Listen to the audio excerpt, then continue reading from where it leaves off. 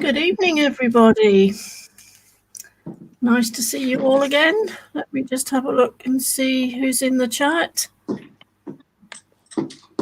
Oh, Claire, Glitter Girl, Sharon, Melissa, Cheryl, Jill, Jeanette, Tracy. Oh, hello, everyone. Right. Tonight we have another cold case. Doesn't seem right to call it cold, to be honest, because it's not that old. It happened in 2011, and the family are still trying to get the truth and justice for their son, Robert. Robert was a fireman in the Royal Air Force, stationed at RAF Benson in Oxfordshire, and he was found dead in his room on the 4th of September 2011.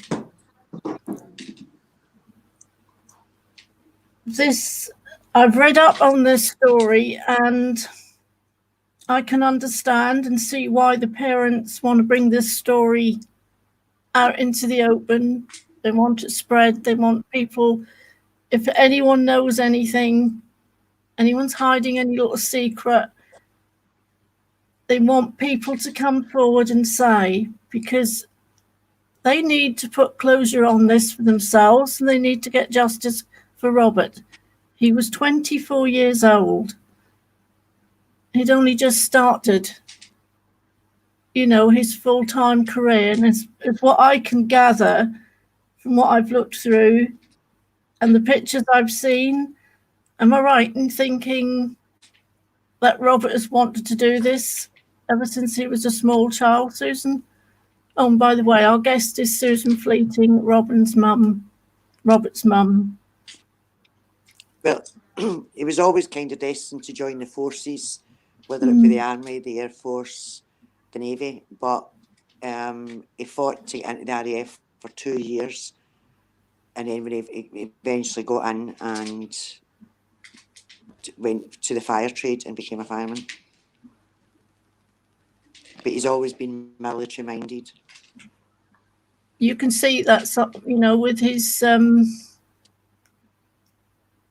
pictures when he was a little boy, and I've looked through so many pictures, it was hard to know which ones to put up. Mm-hmm. But you're getting no help from the MOD or Thames Valley Police, I take it. You're not getting the truth. No, Thames Valley Police did issue a letter of apology to state that they are sorry that we received a poor service, but that doesn't change the outcome of the inquest as far as they're concerned. The MOD are still withholding. They do a service inquiry, and when they do a service inquiry, they do it in 2 parts. Part A is terms of reference to ensure that all the signage was up and things like that, like for anybody depressed, things like that, fire exits, all that was all in place. Part B is the statements that they take of all the individuals that worked with Robert, went out with Robert, spent the last 24 hours previous to Robert's death and the next 24 hours after Robert's death. And we've fought for the last 9 years to get these statements, and they're still not giving us the state. They're refusing to give us Part B, the statements. They're stating that through the freedom of information that it's not something that we need to see, and yet there was a deep cut inquiry after all the deaths at Deep Cut Barracks.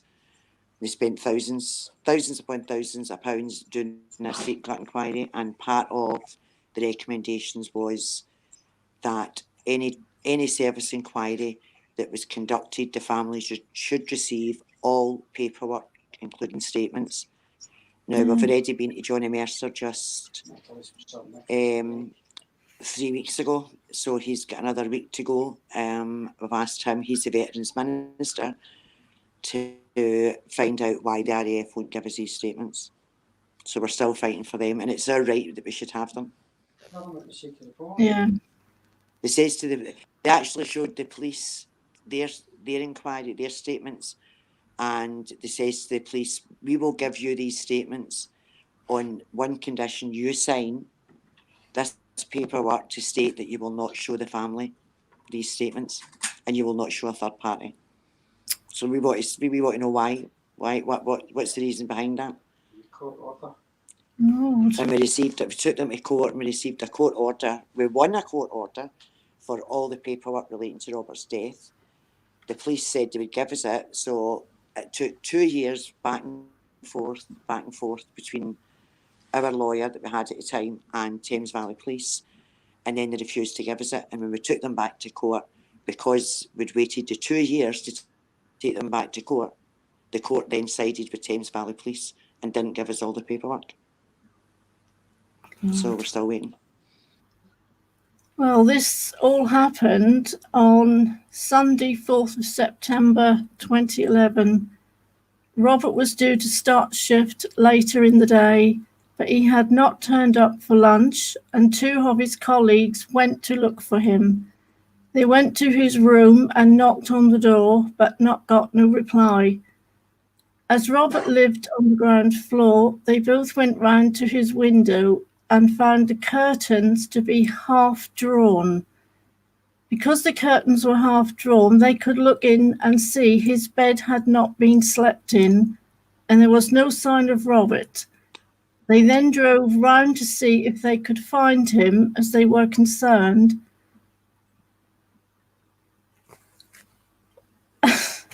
Why did nobody just go and knock on his door? I mean, that Can was I my say first something just thought. there? See, when we've actually been to Robert's room, and when you look through the window, the door is the first thing you see. It's 12 o'clock from the window. You know what I mean? It's 12 o'clock from the window. You could not miss the door. The bed, as it would be about 3 o'clock. If you looked in the window, you'd have to look to 3 o'clock to see the bed. So I don't understand how they couldn't have seen Robert, because there's no way you could have missed him if you looked through his window. There's no way you could have missed him behind the door. And you couldn't really see his bed. You had to really turn your head, you know what I mean, really twist your neck to see his bed. So I don't understand why they could look through the window and then not see Robert. The door was open. I mean, that's exactly what I thought. I mean, Robert was found hanging from the door closure by a curtain, Mm-hmm. and they didn't see it. I mean, I didn't see him. that's just your And then first they question. said, you mentioned the fact that it was the ground level, and they said that they brought a Land Rover up to the window to stand in the Land Rover to get in the window. You know, I thought, why could they not just climb on the windowsill and get in the window? And the reason for that was they didn't go in the window because they'd on their uniform. And my answer to that is, well, what if there was a fire in Robert's room? Would they just not go in because they couldn't get through the window with a uniform on? Yeah. That's when you practice it. Do you know what I mean? So for them, When as we were you when told we were told about what Robert's happened? death,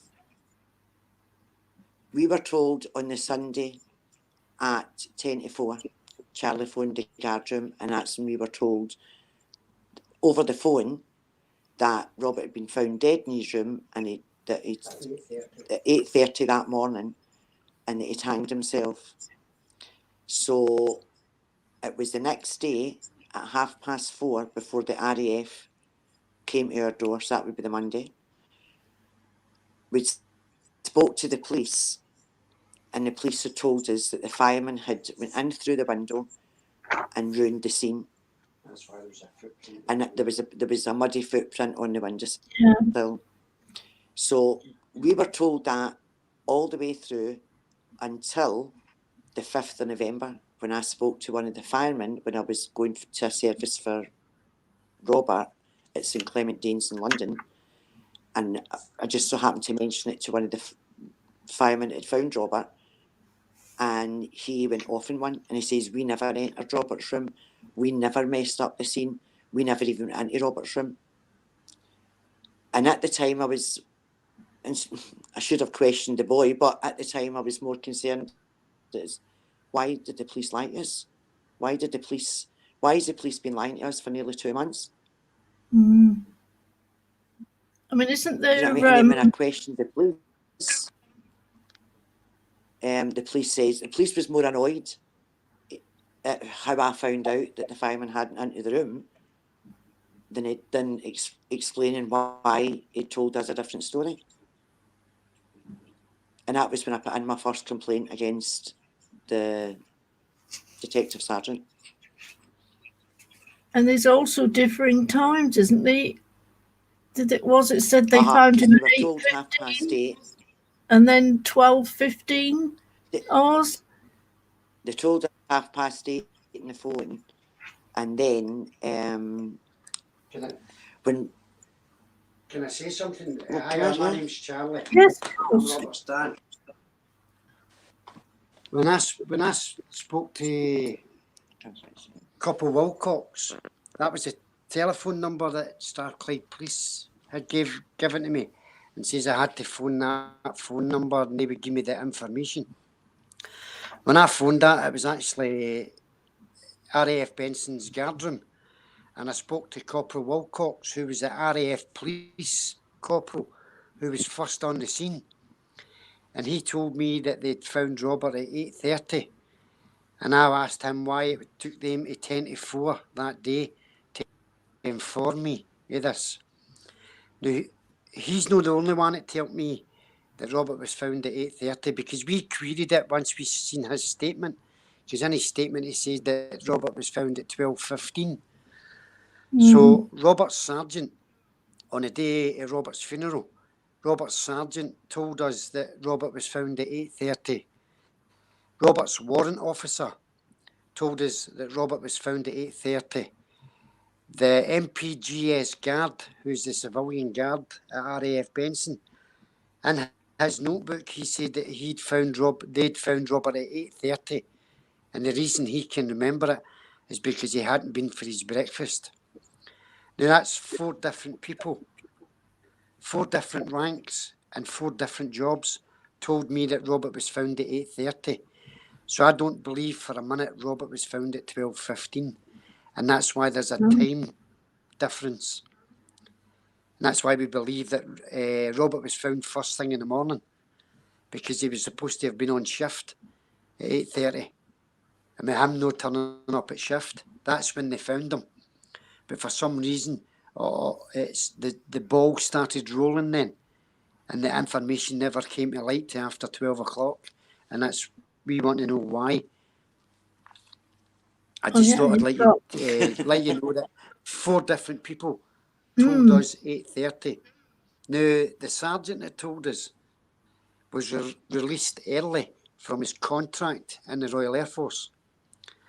The warrant officer who told us 8:30, he was also released early from the Royal Air Force, his contract. The MPGS guard, his notebook has went missing, and Corporal Wilcox said that I must have misunderstood him when he says 8:30, but I didn't misunderstand Corporal Wilcox. So that's why there's a time delay that we want to query. Well, what happened in the 3 hours in between him being discovered and at 12:15? Exactly. There's a reason for saying 12:15. Well, I asked for a forensic reconstruction of the scene in the second investigation, because we did get a second investigation at IPCC upheld with complaints. But I think, knowing what we know now, the second investigation was more a damage limitation for Thames Valley Police, because it was Thames Valley Police. It was investigating Thames Valley Police. And the forensic reconstruction of the noose over the door and Robert's body said the only way it could be done was if the noose was through the door closing on him. But Corporal Wilcox has stated in 3 separate statements it wasn't through the door closing on him because they lifted the noose off the door. So it couldn't possibly have been through the door closing on him. If it was through the door closing on him, they would have had to have loosened the knot, whereas they just lifted it off. Or was there anything else? So it was still, it was intact. So was there anything else on that door? Sorry? Was there anything else on the door apart from the closing arm? No. No. So how could he wouldn't have been able? He's closed but at his side. He wouldn't have been able to do it. He would have had to use the closing arm. No, well, that's what they said. But when they did because the way the door closing arm is, Robert's weight would have pulled that down. Yeah. It would have buckled it. Yeah, they're not very on the door for a couple of hours. But the door closing arm is completely straight. It's not broken. It's not come off. It's only held on with 2 screws. You know what I mean? So it would have buckled. So they said the only way that it would have stayed on was if it had actually been, if the curtain had been looped through the door closing arm and not over the top, whereas it was over the top of the door closing arm. That's the way it was found. That's the way they took it off. So that even the forensic reconstruction, they also said that Robert would have to have stood in something. There was nothing at Robert's feet. They tried to say he stood in a pair of boots. So they said, well, there was a pair of boots lying at the side. The pair of boots lying at the side were highly polished boots. So you would have seen the fact if somebody stood on them, they would have been scuffed. They weren't scuffed because you can see it in the photos. And there was also a suitcase at the side of Robert's bed. So they said he could have stood in the suitcase. And I said, would he stand in the suitcase then move the suitcase? You know what I mean? It's unbelievable. I mean, there's so many little tiny things that are coming out, even though when you're talking after I've read this. Am I right in thinking he didn't have his shirt on? He had no shirt on, and when we get Robert's stuff back from the mortuary, he had no socks, no underwear, just his denims and his boots. And he had underwear on, but he had no socks. When he got to John Radcliffe Hospital, there was no socks. But he had a pair of boots on. And I thought, who puts boots on without socks? Do you know what I mean? His room keys were missing, is that right? They went missing as well. Nobody knows what happened to them after that day. His blood samples were lost? Well, they were destroyed the week before the second investigation requested them. I actually spoke to the blood unit at John Radcliffe Hospital and spoke to the gentleman that destroyed them. But he says he don't normally keep them for long. And Robert reported to the He RAF. says, I don't know why. Sorry? No, sorry, you carry on. He says, I don't know why I kept your son's blood for so long, because he says, I usually write to the coroner and they tell me what bloods to keep. And I says to him, well, the coroner already knew that we weren't happy, and we put in a complaint and the complaint was upheld. And the week before the bloods were requested, his boss came in and told him to get rid of all the bloods that were not necessary. He says, and Robert's was one of them. He says, and he went, I can't apologise to you enough. He went, because I've kept that blood for so long. You know what I mean? So it was just unlucky for us, I suppose, but maybe very convenient that he was told to get rid of them all before it was requested. But We can't prove So anything like that. they But actually it's want just you an to angle. believe this was a suicide. They want us to believe that our son at 24 years of age, who had been engaged before and was engaged again to be married, got drunk, had an argument with a gay medic, became gay. That was a coroner's words. He became gay that night, had his first gay sexual experience, enjoyed it, went back to his room, and couldn't live with himself. So, I couldn't live with himself. So he wrote 5 suicide notes.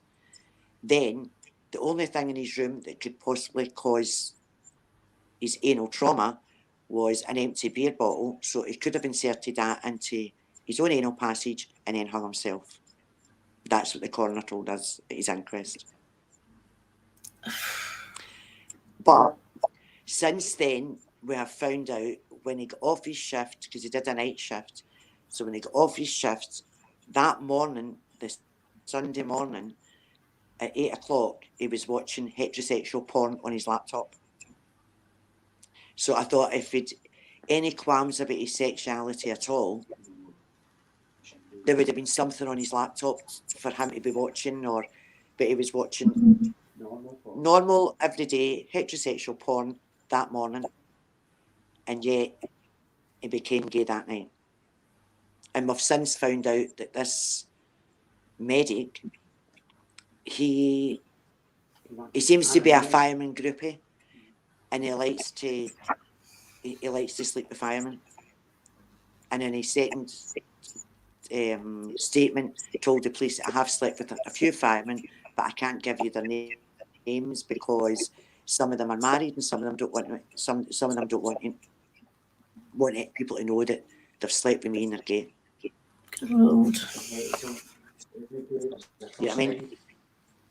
It's just, and I've got another statement from a second investigation to say that they were all out drinking, they were all in the medic's room. There was a fireman and a Caesar. To me, he's a bit of dead. It seems very one-sided. He's made it all as if it's all come from Robert. Everything came from Robert. He just happened to be there. He's not taken any responsibility at all for even being with Robert that time. No, it was all Robert. Robert made the first move. Robert undressed his own self. Robert had sex with him. Robert left his room happy, even though he left without his phone. And everybody knows a phone's a lifeline. Yeah. You know what I mean? A phone's strapped to young people. And Robert was 24, so his phone was strapped to him. So, but the police never thought anything of that. They never looked into it. I even asked them to look in and see if Robert had been date raped and then hung himself. I mean, I was like, well, maybe Robert. You know what I mean? And they said they checked for drugs. I said, but you've not checked for GHB. It's a different check. And you've only got a certain time limit to do that. And he says to me, I says, because I've looked up the signs of GHB and what happens, and it's like highly anxious the next day. And the police's exact words to me were, your son didn't show any signs of being anxious. I said he was hanging from the back of a door. How more anxious can you be? You know what I mean? So this was the kind of thing we were up against, and that's why we put in the complaints against the police officer, because I thought, you're not interested. And I don't know if it's because of the border or because it's the gay factor or just because you're just plain lazy. I don't know.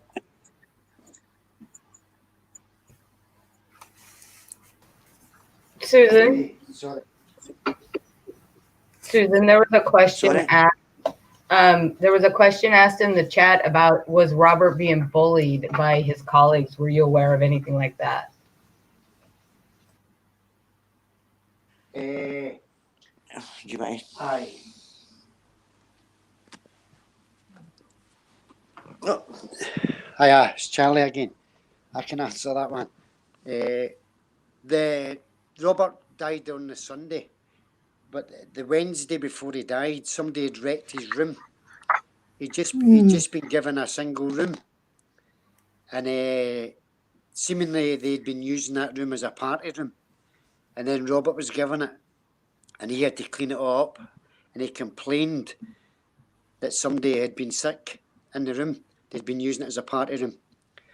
The warrant officer took a parade and told the personnel that if it wasn't for the fact that Robert had cleaned up that room, they would all be in that weekend cleaning that whole block, and they should thank Robert for cleaning that room out.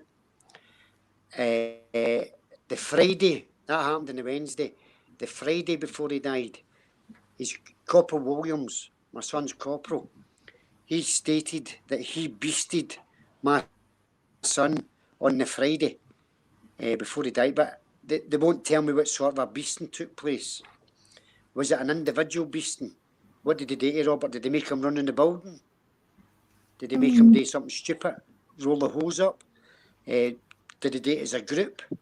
So that the whole group then would turn against the person that was making them get the beasting. But to this day, that the Royal Air Force have still not told me what the corporal meant by he beasted my son on the Friday. So I do believe that he was getting some kind of stick, and it's escalated through alcohol, because that was the first time Robert ever went out with him, was on a Saturday night, and then on the Sunday morning he was found dead. That was the first time he'd ever went out with him. So I do believe that there was some sort of a bullying being aimed at Robert. For what reason, I don't know. Did they, the Saturday night, did they leave the barracks? Did they, come off the barracks and go into town or anywhere? Yeah, they went into Henley. They went to a pub in Henley. That's where they met the medic, the gay medic, and nurses. He was out with the nurses, and Robert was out with his fireman friends. And then they met up with the nurses. And then, as far as we're led to believe, there was an argument at the taxi rank with my son and the gay medic, Ryan Charlton. They had an argument. Robert got into a taxi with his fireman friends and arrived at camp.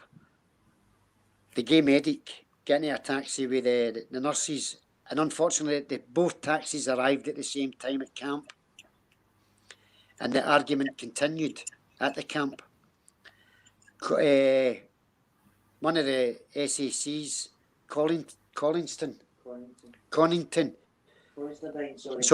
Consterdine, he said that he stayed behind to make sure everything was okay, because the argument was getting a bit heated. But other than what he done after that, I don't know.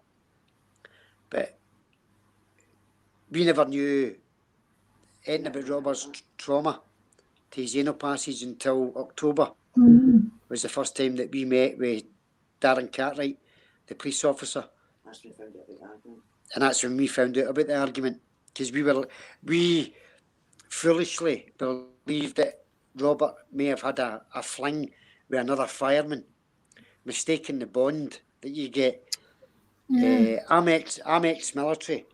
I've still got a bond with guys I served with to this day, and that's why Robert, he was always running about military, because when I came out the military I joined the TA, so you always seen the uniforms, you always seen my mates, and you always seen the friendship that we had. And I think that's what we thought, he'd mistaken that bond with another fireman. And not once did Thames Valley Police or the Royal Air Force put us in the right direction and tell us that it wasn't a fireman. It was just someone on the base. We found that out ourselves, that the guy was a medic, a gay medic. Did they tell you why they didn't tell you straight away about his injuries that you found out? Was it months later? Once we found out, we found out in October, the injuries to Robert's anal passage. Their excuse was they didn't want to upset the family. That's why they didn't tell us in September. Now, we were already upset because we just lost our boy. Yeah. You couldn't upset us anymore. And that would have stopped the funeral. That would have stopped Robert from getting cremated. If we'd have known that Robert had trauma to his anal passage. And there was an argument, and it wasn't a firefighter. There was an argument with a gay medic. This was the same gay medic that he says that my son kissed and made up with, went back to his room and had sex with him, and enjoyed it that much, killed himself. In fact, I'll come in here. When we first met the police, as I said, when we were told about Robert and there was a gay fling, and we were told that none of the two of them were gay, it was the first time for both of them. So right away, I thought, I wonder if he's been drunk and mistook the bond. And that's what we told the police, and that's what we told the RAF. Not once were we told there was a fight. Not once were we told he didn't know this other guy. This was the first time we'd ever met him. We were never informed of that. And then when I says to the police, when we first met them, I says, well, don't you think that's strange that there's an argument and all of a sudden my son becomes gay or has sex with a man? And his exact words to me were, it's a normal way to make up. And I just looked at him and I says, well, I don't know how you make up with your friends. I says, but I can assure you, if I fall out with any of my friends, I don't have sex with them. Then I asked him, I says to him, what if Robert had been female? What if that had been a female you'd found behind that door?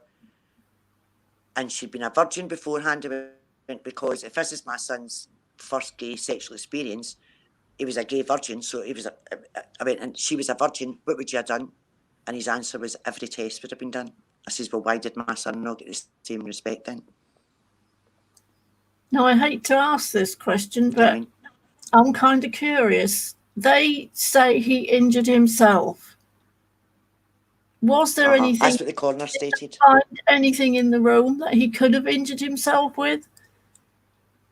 There was empty bottles there, but it just so happened our family's officer was a trained psychiatric nurse, and she says if Robert had inserted an open bottle into his anal passage, it would have caused a vacuum and he wouldn't have got it back out.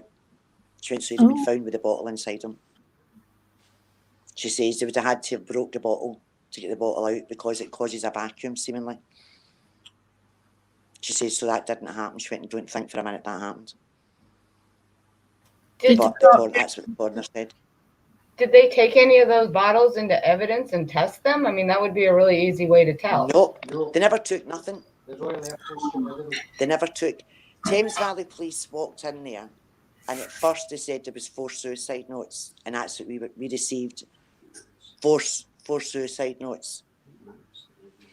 And then 5 weeks later, was it 5 weeks? 4 days. 5 weeks, 4 days later, they found this other suicide note in his belongings and handed him over to the police. So were they in his handwriting? Thought, well, we don't think it's Robert's handwriting. The police got them checked twice by the same person, and it came back as Robert's handwriting. So I asked about fingerprints. Now, because again, we were I suppose people in here might know this as well. You're unaware of procedures until it happens to you and it chaps your door. So you watch all these things on the telly. You presume that when there's a sudden death, that a forensic autopsy is done, or it's when you see these getting done, that's not what happened with Robert. So they never took fingerprints. They never took photos, which we presumed they would have taken. The only photos we've got is the photos that were taken at the scene. So we were told that Robert had signs of other injuries on his first autopsy report. When we questioned the signs of other injuries, we were told it was a typing error, and they then produced a second autopsy report. Changed it to there's no other signs of recent injuries. Why would you even mention that?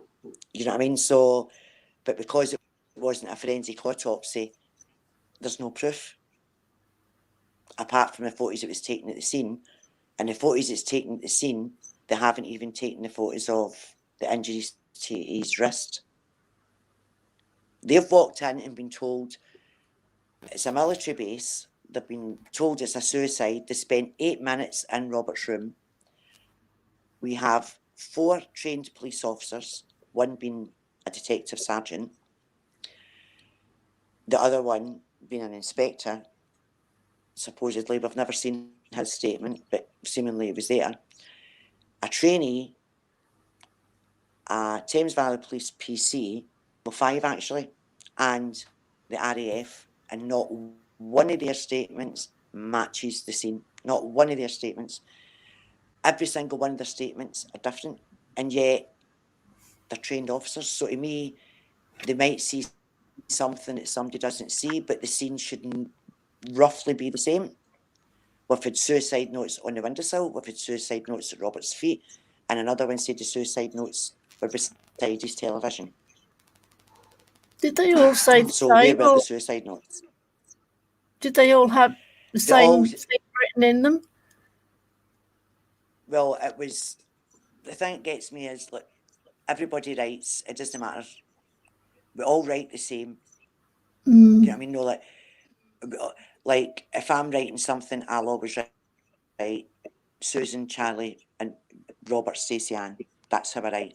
Robert always wrote Mum, Dad, Teenie, or Mum, Dad, Stacey Ann. Normally it would be Teenie. He wrote 5 suicide notes and never mentioned his wee sister once on the suicide notes. But on Robert's back was a tattoo from the shoulder blade to shoulder blade, and it was a photo of Robert and Stacey Ann as babies. All my birthday cards, all my Mother's Day cards, all my messages I've got for Robert, it always says, I hope Dad and Teenie are looking after you. Tell Dad and Teenie, and yet he never mentioned his wee sister once in the suicide notes, which we found very, very strange. Well, it makes you wonder if Then it he was written says, for somebody else. Well, I asked about the fingerprints, and because I don't have Robert's fingerprints, I was told, the first time I asked about the fingerprints on the notes, I was told it was very difficult to lift fingerprints from paper. So I took a wee forensic course thing online, just a wee basic, and the first thing we learned was paper's the easiest thing to lift fingerprints from. Yes, so I get back onto the police, and I says, well, seemingly paper's the easiest thing to get fingerprints from. Lo and behold, they checked him again, and there's one fingerprint on these 5 notes, and it belongs to a Thames Valley police officer. And is there no part of a palm print or something? No, there's just, it's all smudged. Now, I did it with my friend, and she So left they the same thumbprint on every single envelope. They didn't the find same place. Robert's fingerprints on the paper? You know what I mean? And yet, they don't have Robert's fingerprints. They never took Robert's fingerprints. He didn't get them. He But wasn't they say fingerprinted when he went in the no clear military? fingerprints. Good. Well, I thought that No. was standard procedure, that the fingerprints would have been taken. Yeah, so did we. So did we. This is what I'm saying. This is like, you think you're in this bubble that you believe all this stuff's happening, and it's not happening.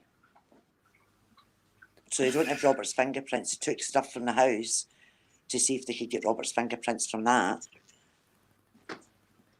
But they say no, they've not got nothing with Robert's fingerprints on. So we don't understand how Robert could have written 5 notes on 5 envelopes and not once touched them, which is hard to believe. Did they Well, find it? Dad did it with my friend. I mean, he just wouldn't. to see it, we covered our hands, and when you write, if you do it yourself, you'll find out that you hold the paper the same way. You know what I mean? Everybody holds a paper different when you're writing. So you leave a thumbprint or a handprint or something. So to say there's nothing of Robert's, then when we asked, well, what about the pens in his room? And we were told, well, we don't have them. There's definitely been a thumbprint. You must have them. Sorry? There would have been a thumbprint definitely on the envelope. Yeah, When you because pick if up it the had envelope, moved it's, one, to write, it's the one Yeah, underneath to the write flat. the other one. Exactly. Was this the Well, police you know, officer like on the, whose fingerprint was on the paper? Is he the one that went into the room when Robert Yeah. was still hanging and he didn't take any we notice? don't He know. went straight to the... We don't know We don't because know. they've not told us who owns it, who owns that They fingerprint. just said it was a Thames Valley police officer. They've also got DNA. They've also found DNA on the ripped T-shirt that's in Robert's room. Now, this is the T-shirt that the Thames Valley Police told us that Robert was wearing on the night out. It's Yeah. a green T-shirt with single buttons. Yeah. We've now realised and proved that Robert wasn't wearing that T-shirt on his last night out. He was wearing a white T-shirt. So it's a size small and it's ripped in his room. Now, the police stated to us that they think that Robert ripped that T-shirt to hang himself. He was going to use that as an implement, but realised it wouldn't hold him. So he moved on to something else, which was the curtain. But they've took DNA from me and Susan to establish Robert's DNA. Robert's touch DNA is on that green T-shirt, but he's not the wearer DNA. So whoever owns that T-shirt was in the room the night Robert died, and they have got to explain why it's ripped and left in Robert's room. And the police still haven't checked to see who owns that DNA, but they've established that Robert's touch DNA is on it, but he's not the wearer. Also, on the noose that was round Robert's neck, there's 3 samples of DNA on it, 1 being Robert and 2 being foreign. And again, the police haven't established who owns that DNA that's on the noose that was round Robert's neck. And that's a hard burden to carry, knowing that the police have got that evidence there. And it's hard to keep in your mind that you're hoping that they don't get rid of it, that it doesn't disappear, that other stuff has disappeared. Because that's a lifeline, that DNA. If they can establish who owns that DNA, that person's got to explain why that ripped T-shirt was found in Robert's room. Or why their DNA's on the curtain. Yeah, the day he died. And who owns the DNA on the curtain that was round Robert's neck. When they done the forensic reconstruction, they said, well, I've never asked, because at the time, as far as the police were concerned, Robert was wearing that T-shirt that night. So they never asked anything, and it wasn't until we get the photos of the night out, we said, Robert's got a white T-shirt on, it's no green. And that's when they went, oh, well, he must have just ripped that then to use it. But when they done the forensic reconstruction, they stated it would have taken 2 people to put Robert in the noose behind the door. Yeah. So I thought, right, well, you've got 3 DNA on the curtain, so there's your 2 people. So nobody took any photographs of when he was out drinking that night? I mean, people are always snapping photos, aren't they, with the phone? Yes, a young nurse took photographs, and Darren Cartwright got the photographs from her. But I don't know if Darren Cartwright or the young lassie removed all the photographs of the gay medic, because when we got the photographs back, it was all Robert and his pals, and it was the nurses. There was no sign of the gay medic, and they never ran in sequence. So when I phoned up Thames Valley Police and spoke to Darren Cartwright about the photographs, and I said, there's 17 photographs missing. And he says, how do you know that? I says, because they don't run in sequence. It jumps from number 1 to number 4 to number 7. I says, so the photographs you've gave me, there's photographs missing. And then he stated that he would go and find out where these photographs were and get a copy of the photographs. Yeah, never did. But I don't think he's ever done it, because at that stage we'd put a complaint in against him. And lo and behold, the lassie, the female nurse who took the photographs, someone stole her camera. But she never reported it. But she didn't report it to the Royal Air Force. But someone stole her camera, which had the other photographs in it. And in their statements, nobody can remember what they were wearing that night. They can't remember what they were wearing. The weird thing is, when we started, and obviously we're Robert's parents, so as I said, we believed that it was a misguided drunken fumble. That's what we thought at first. Then when all this other information came to light, we have then not just got the fact that what happened to Robert, we've got the guilt that what have we done? We have cremated our son. We've believed people, and you've got all that as well as the questions you've already got as well. You know what I mean? And then you've got the feeling of, I've let Robert down here. We should have asked more questions. Then when you go over that, that's when you start getting angry with the police, and you're thinking, you should have told me. You know what I mean? Why did it take us? Anything that we have discovered ourselves. The police haven't told us. Like when Robert's corporal, who was in charge of the fire section that day, when they phoned him, supposedly he was meant to be at the fire section to tell him they'd found Robert, he phoned his wife and told his wife to call 999. There was a suspicious death on camp. Now, we found that out 18 months after, and this was all done after the inquest. After the sergeant went. When I phoned Thames Valley Police, they told me there was only one phone call to 999 that day, and it was from the guard room. I says, well, there couldn't have been, because I've just been told by the person who made the 999 call, and she was a civilian, she wasn't on the camp. And it took the second investigation to come back and say, yes, there was 2 calls made that day, and one was made from her. But instead of checking with the corporal, we then took our story to the papers. We get taken to Hamilton Police Station and were interviewed under caution for 3 hours because the corporal felt harassed because we took this information to the papers. I said, why are you not looking at the corporal? You know what I mean? Why I can understand it. I mean, when we complained to the Royal Air Force about the corporal involving his wife, especially when he was supposed to be on duty, he's actually called his wife for her to make the 999 call. The answer from the Royal Air Force was, we don't understand your complaint. Did you expect him to make the call? And of course the answer to that is yes, we did expect him to make the call. Well, of course. And yeah, and we were finding out things once the ball started rolling. Me and Susan became lawyers, detectives, medics, forensics.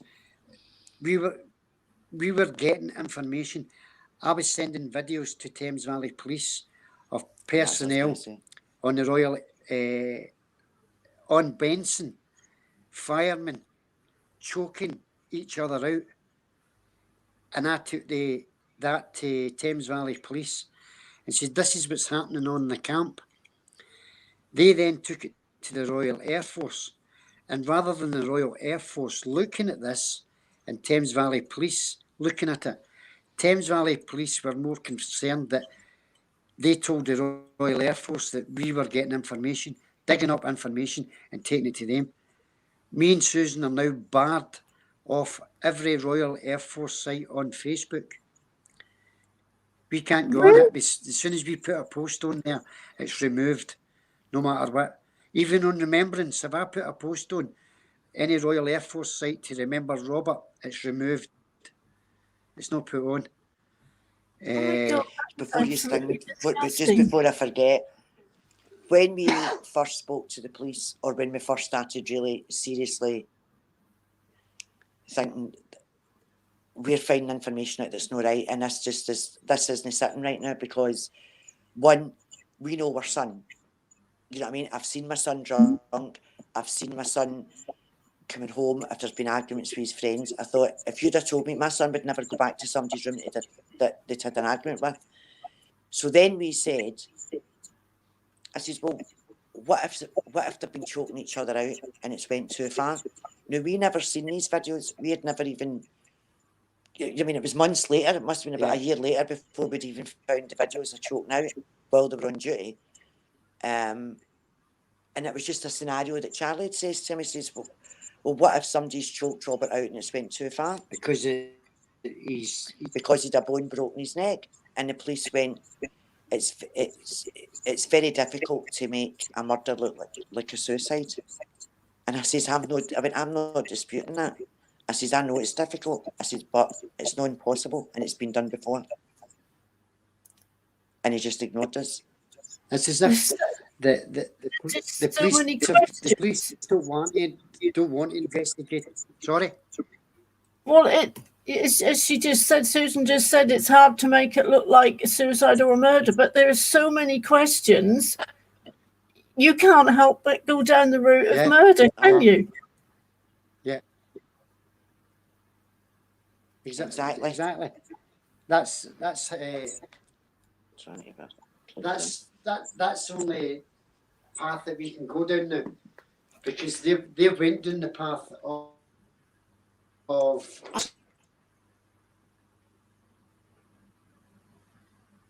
I don't. We've said from the very beginning, I don't think anybody's been out to murder my son. I really don't. I think something's happened on that camp, and it's went too far because alcohol's been involved. And again, when you look at Robert's death, and because obviously we've been doing it for 9 years now, you get involved with a lot of other parents, a lot of other families that's all lost their kids within the forces, and you get stories that are very, very similar. And there's as much questions with them, and they've got the exact same, everybody's treated the exact same. It's as if there's a death in a military camp, the police walk in, and if it looks like suicide, because you've got a lot of deaths within the military through suicide, through PTSD and things like that, they just go suicide and walk away. They don't investigate whatsoever. And I don't know if it's because it is military, because the military maybe put the barriers on them. I really don't know. But it's got to change. It's got to change, because I'm helping a mother and her son's only 2 years, I think. And his death's so similar to Robert's, it's untrue. It's not the exact same, but it's very similar, and the police have done the exact same with her as they did with us. How long had Robert been in? Need to put their hands up and say that it failed. Sorry? How long had Robert been in the RAF? Sorry, we missed that. How long had Robert been in the RAF? 2 years, because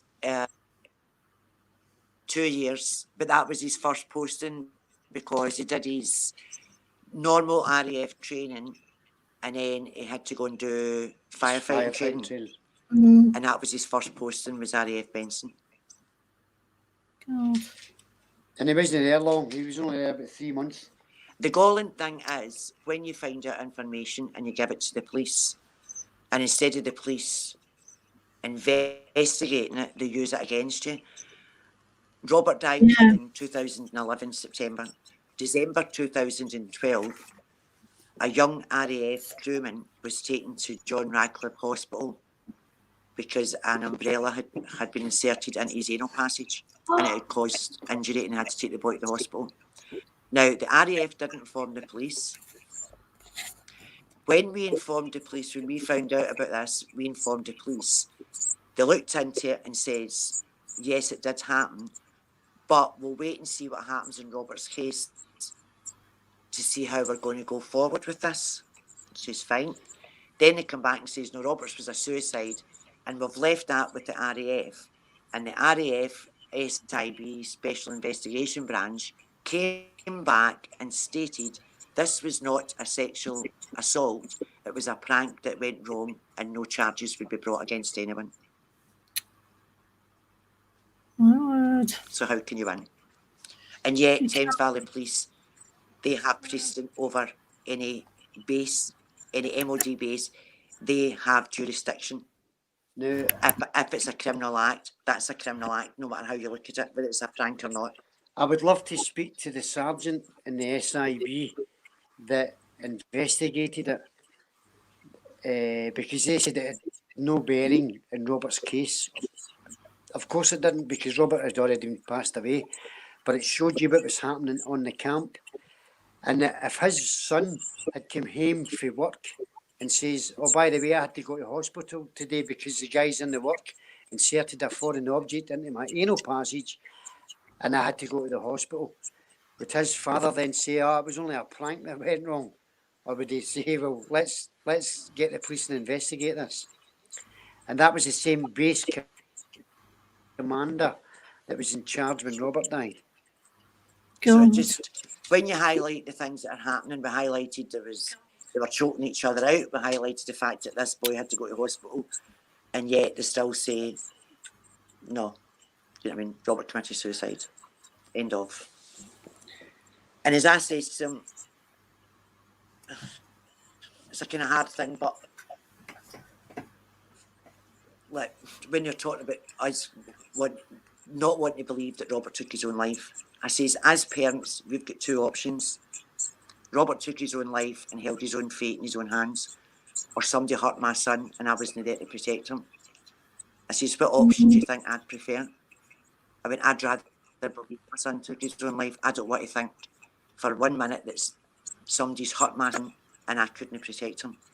I says, so Robert taking his own life is a better option for me and for Charlie.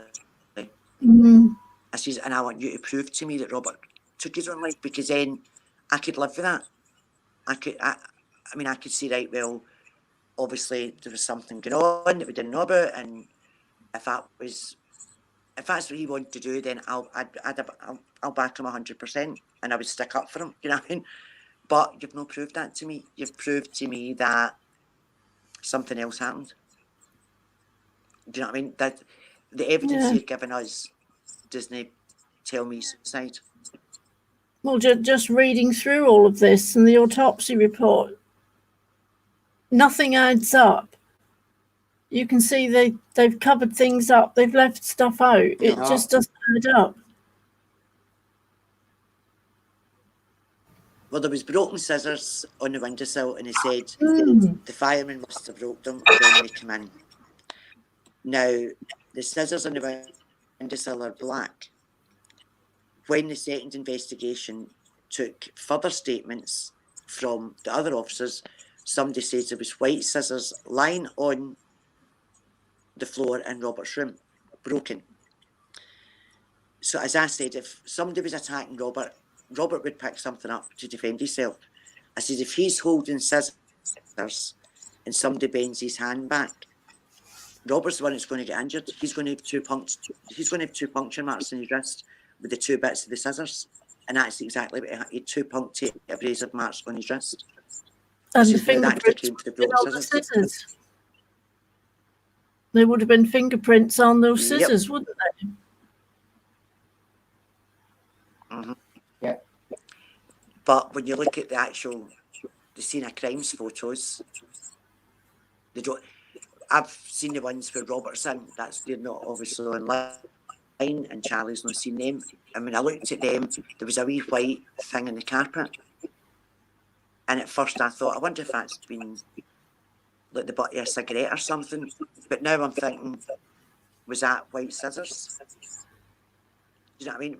Is this tippy white scissors? I don't know. I would have to look into it again.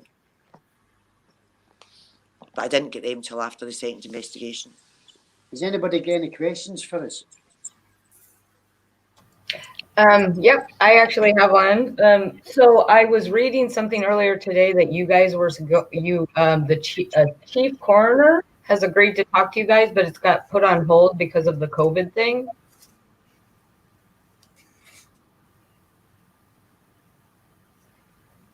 Because what we want is the way that the coronial system works is you've got the coroner and officers are usually serving police officers or ex-serving police officers, and it's usually within the jurisdiction. So that means then that the person that's investigating your case is working alongside people that they've always there's nobody there that's an outside body looking in, as far as I'm concerned. And the chief coroner oversees all military deaths in combat, but doesn't oversee military deaths non-combat. And to me, that's the deaths they should be looking at, because nobody should die in a military base in a non-combat situation. We also want every military inquest to receive an Article 2 inquest, which is either an inquest with a jury or it's more like a full investigation. They don't just look at the where, why, when, how. They look at the whole thing, the investigation, they make sure everything's done. The camp itself. The camp itself.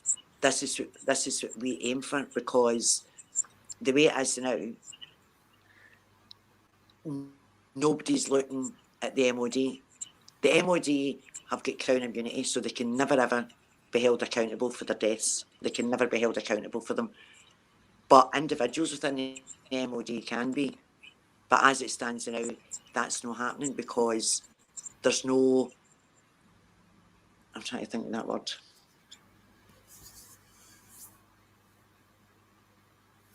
There's nobody there that's not within the system, if you know what I mean. There's a word for it, I can't remember the word. It's right in my head. But if the chief coroner was to oversee the deaths, then he would have to ensure that everybody did their job. Whereas in our case, the coroner didn't do his job because he didn't get Robert Fleeting identified before releasing his body. Do you know what I mean? So there's the first failing. Do you know what I mean? We want every death in a military base to receive a forensic autopsy. So there will be photos there. And that's already been recommended by Service Blake from the deep cut review. And they're not doing it. And it's still not happening. That's all right. Nicholas Blake putting that in paperwork, and the MOD and the government saying, right, that's what's going to happen. But when it doesn't happen, it's not worth the paperwork it's written in. Because they've been given a new procedure to follow, and nobody's following it. And you would expect the military to be more... The chief coroner. You know, you would expect the military to be more of investigating something like this, you know, so they don't get a bad name. They don't look bad. They want in. Yeah. No. Yeah. No. They don't want to be investigated. The military is a closed door. Because they will get a bad name. Because if I prove that Robert was killed just because he was Scottish and he was just a normal heterosexual boy, then it's down to their recruitments. It's down to the recruiting for the Royal Air Force. Robert's corporal even stated to his mother-in-law, he says to her, "What's the big problem? He was only a jock." That was the corporal stated that to his mother-in-law. What's the problem? That I was looking for was there's no impartiality within the legal system. You know what I mean? There's nothing. The MOD are allowed to do what they want, say what they want, and nobody questions them, because of you've got one, the Crown immunity, and two, the Official Secrets Act, and that's what they play on all the time. So you need something within the coronial system to be impartial. If a vet dies, if a veteran dies, then they get an Article 2 inquest to ensure that NHS has done their job and the correct procedures are put in place for mental health. So why Yeah. then, when it comes to our serving personnel, we don't receive the same? Because we asked for an Article 2 inquest and we were told no, you're not getting it, end of. Can I also state for the people that's listening, but the coroner summed up of the witnesses from the Royal Air Force, and I'll quote him here. He quoted, "The characters of the Royal Air Force has been brought into question and they haven't been forthcoming with the truth," unquote. Now that's a nice polite way of calling them liars, and yet the inquest team weren't at Robert's inquest. And the Royal Air Force, nobody showed up from the Royal Air Force. So as soon as the coroner stated that they were liars, the Royal Air Force should have then done something about it to find out why the coroner called the witnesses of the Royal Air Force liars. And yet they haven't. They've just let that slide. So that's what we're up against. The coroner, or the chief coroner, he wants to learn military jargon so that he understands what the military are talking about. The coroner doesn't need to know military jargon, what these things mean. What he needs to learn is military law so that he understands if in front of him have broken military law, he needs to understand that that's exactly what they have done.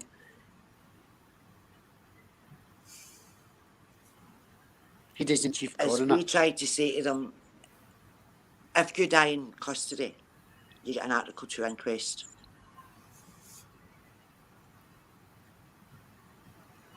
Under the control of the Crown. And I says, well, an army or an RAF base is no much different to an open prison. I says, because they don't have freedom of they say they've got freedom of movement. I says, they don't have freedom of movement. You can't just go into a base and see your child. So AWOL is the only workforce in the world where they can actually put you in. This is what we're trying to change. We're trying to say, well, if they're that strict, then if there's a death there, it should be treated or prison. And they're not doing it. They're dragging their heels because it doesn't suit the MOD. It seems to be the MOD pull all the strings and families just keep fighting because we're not the first and we'll not be the last. Was there any more suspicious deaths on that base? There was a death of another Scottish lad 3 years after Robert, but there was very little information out there, and I'm unsure if the family are happy with the decision. I think it looks a bit suspect myself, but I'm not going to go up to a strange family and try and chat their door and say we don't believe this. You know what I mean? No. Because the story around the boy's death is very sus. He didn't turn up for his work and nobody went looking for him. And the RAF's explanation was, well, if we thought he'd have been making good use of his time, wouldn't happen, he would have been on a charge. Do you know what I mean? So, but I'm not going to go and upset a family because I know how upset they already are. Do you know what I mean? Yeah. If they ever came to me, I would help them. But they've not came to me. And he was Scottish as well. But we were told that this is the first time it happened on the base. And I found out there was 2 deaths before Robert on the base. Or from that base anyway. One was on the base, one was off the base. But it was 2 from that base. And then Robert was the 3rd. And this boy's the 4th. I don't know if there's been any more since. Because they're very good at stopping anything figuring in the papers. Yeah. They're very good at keeping things very... Because they kept Robert's very quiet until his inquest. And that's when Robert's death came out. And again, being trusting and being law-abiding, you believe what you've been told, and you believe people's doing their job and they're doing the best for you, because that's what you think. Well, that's what you would do yourself, so you just believe that's what they're doing. And then when you find out that's not what they've been doing, it's too late. Do you know what I mean? And a couple of families we've met, the same things happen to them, and it's always after the inquest. Do you know what I mean? And then you start going to the papers, then you start getting your story out there. But by that time, decisions have been made, and it's very, very difficult. I mean, I found out a coronial court is run by, although it comes under the judicial system, it's actually run by the local council, and it's paid for by the local council. But if you disagree with that, you've got to go to the highest court in the land, the Attorney General, to get his decision overturned.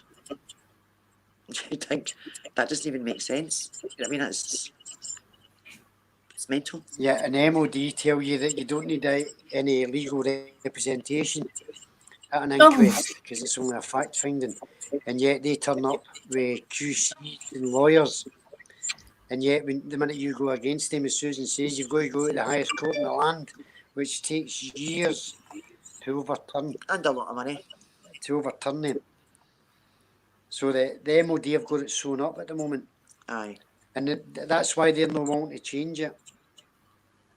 Because it suits them.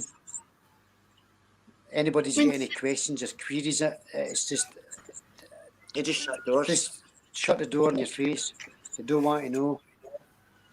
And Thames Valley Police, rather than investigate what was happening on the base, and especially with the corporal, they investigated us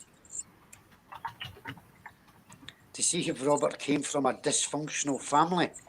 They classed us as a dysfunctional family. And the first time we ever met Darren Cartwright, where Jeff Webb turned round and says to the police officer, well, as you can see, Darren, not everybody from Glasgow was absolutely believe he just said that. They stereotyped us before we'd even got there. Oh. God. And when I brought it up as part of a complaint, they actually says, we're not taking this as any part of the complaint because you didn't complain about it right away. And he says it's between Scotland and England, there's no racism. So obviously you've never seen a Scotland-England game then. That's it, it says between Scotland and England, there's no racism. I mean, you just want answers. So the first time we met the police. I mean, I don't know about you. No, I want answers to those 3 hours. What we're asking. I mean, what happened in those 3 hours? Is that one question I want answered. I mean, a lot can happen in 3 hours. Even a second investigation. Exactly. A lot of covered up can happen in 3 years. It was the second investigation where they spoke to the civilian guard, and he said, I remember it was 8:30 because I had it in my breakfast. But because that doesn't match everybody else's evidence, they've just decided to ignore it and think, well, he's got it wrong. And I says, but maybe he's the only one that's got it right. Maybe he's the only one that's telling you the truth, because he's a civilian now. He's no part of the forces. Yeah, he's got nothing to gain. Everybody else is part of the forces. So... Have you spoken to him? It's things like that we don't know who he is. No, we don't know who he is. They've not given me... This is the second investigation. We've got parts of statements. We don't have them all. We don't have the full statement. All we've got is extracts from statements that they think is suitable for us to see. You know what I mean? So there might be other stuff in there that we think, well, we could use that, but they don't want to give us information that's going to help us hold them accountable.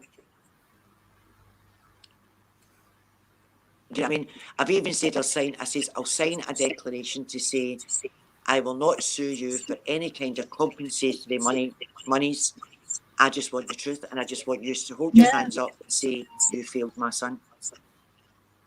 And it You do the want job peace of properly. mind, And it don't you? would have like, oh no, we'll make sure. Exactly.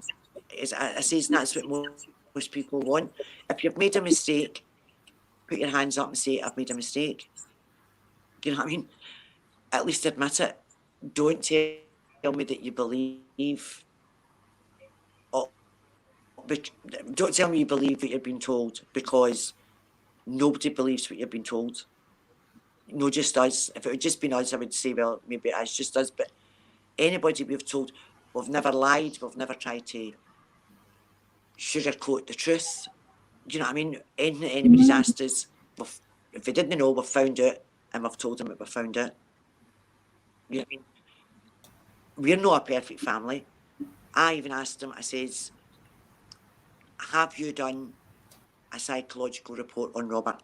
Because the first thing you're meant to do when anybody's found, and especially when it's a suicide and it's not been one that it's a first attempt, say that's went right, you're meant to check their medical records.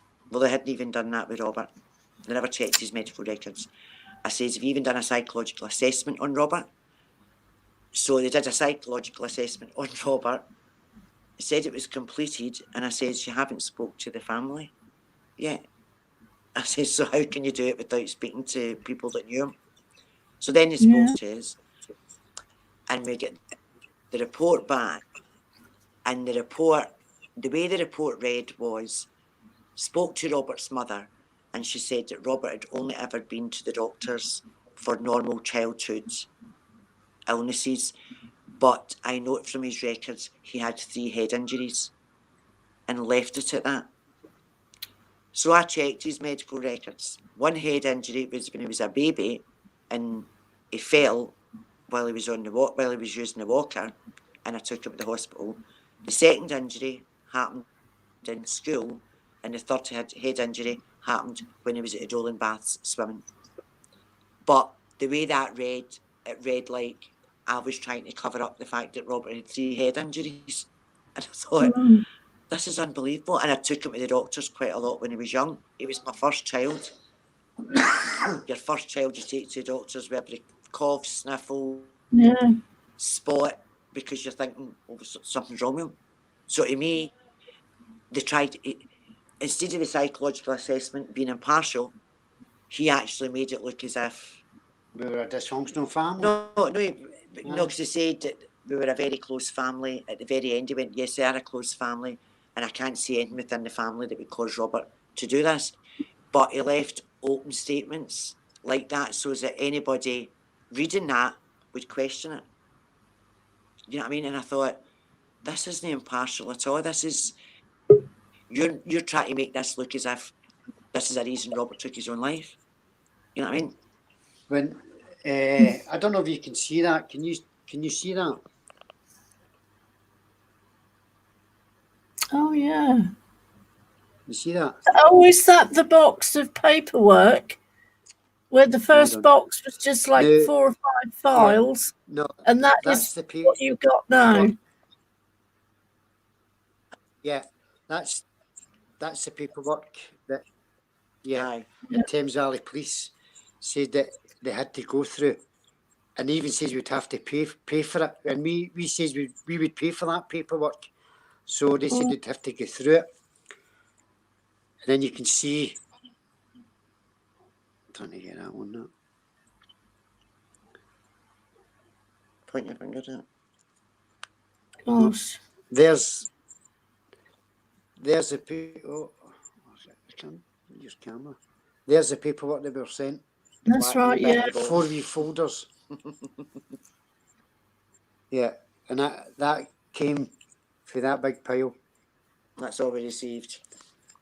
Gosh. So there's a lot more that Thames Valley Police have got that they're for some reason they're refusing to give us, and we've just got to keep going to see if we can get this paperwork. I'm all right. Nice of Does you anybody to join else us. get any more questions? Yeah. Yep, there's a few more questions. I was gonna jump in here. First off, one of the ones was, what is it that we can do to help? Other than, you know, talking about it, but what you have a website where, you know, you're taking information, or what can we do to help?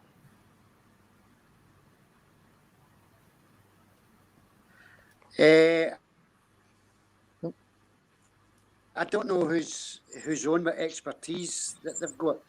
If they can join the page, Justice for Robert, or even go in and read the web page. The link to Weebly. Robert's group is in the description, and the link to their website where you can read up on all of this is in the description. The links are in the description below.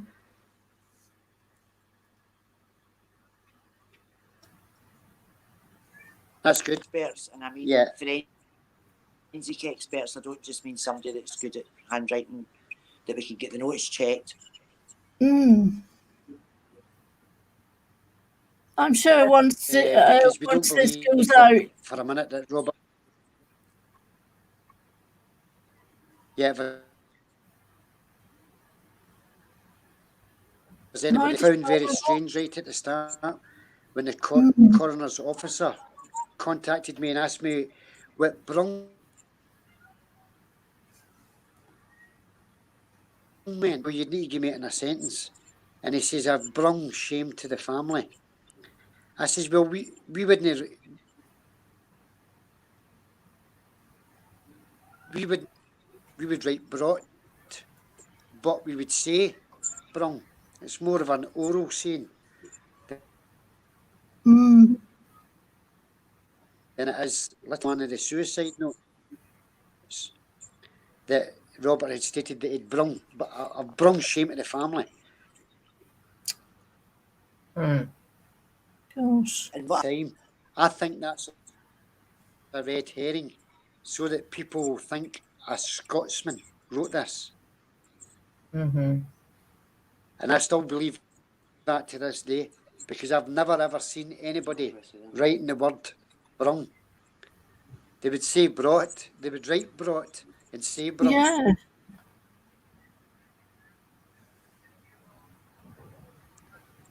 And for him not to mention his wee and get his girlfriend's nickname mixed up.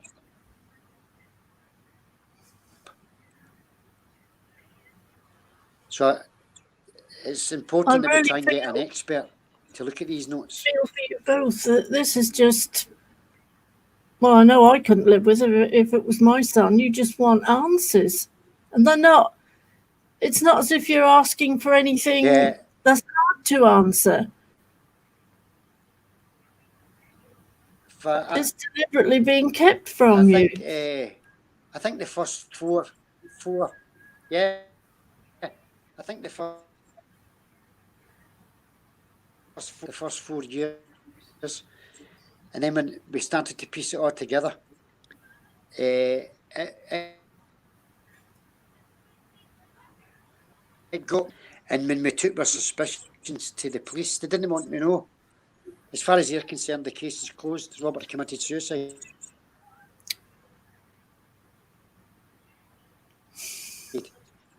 To take that burden, because the Royal Air Force, they don't want to commute. They've got to commute this squeaky know if they reinvestigate it properly, and we get especially the paperwork from the Royal Air Force. You were Robert. And on the notes, when he says I've brought shame to the family, just so as people are aware, are gay boys. Robert's known them. They've always in the family. So it's not as if he would have been the first gay in the family, or it's something that the family didn't discuss. Stacey Ann, my daughter's a bit of a tomboy. She just wants to be like a brother. That's just, she's like, And Charlie actually says to her, it doesn't matter to us. And Robert was killing himself laughing at this because obviously she's no gay, but she just as if you are. You know what I mean? So Robert knew that there was no shame in being gay in the family. You know what I mean? That was Yeah. Your friend is just here. right, Deplorable chat. I don't know if start. that's why. Hi, Maureen. Hi, Susan. Hi, Chick. How are you doing?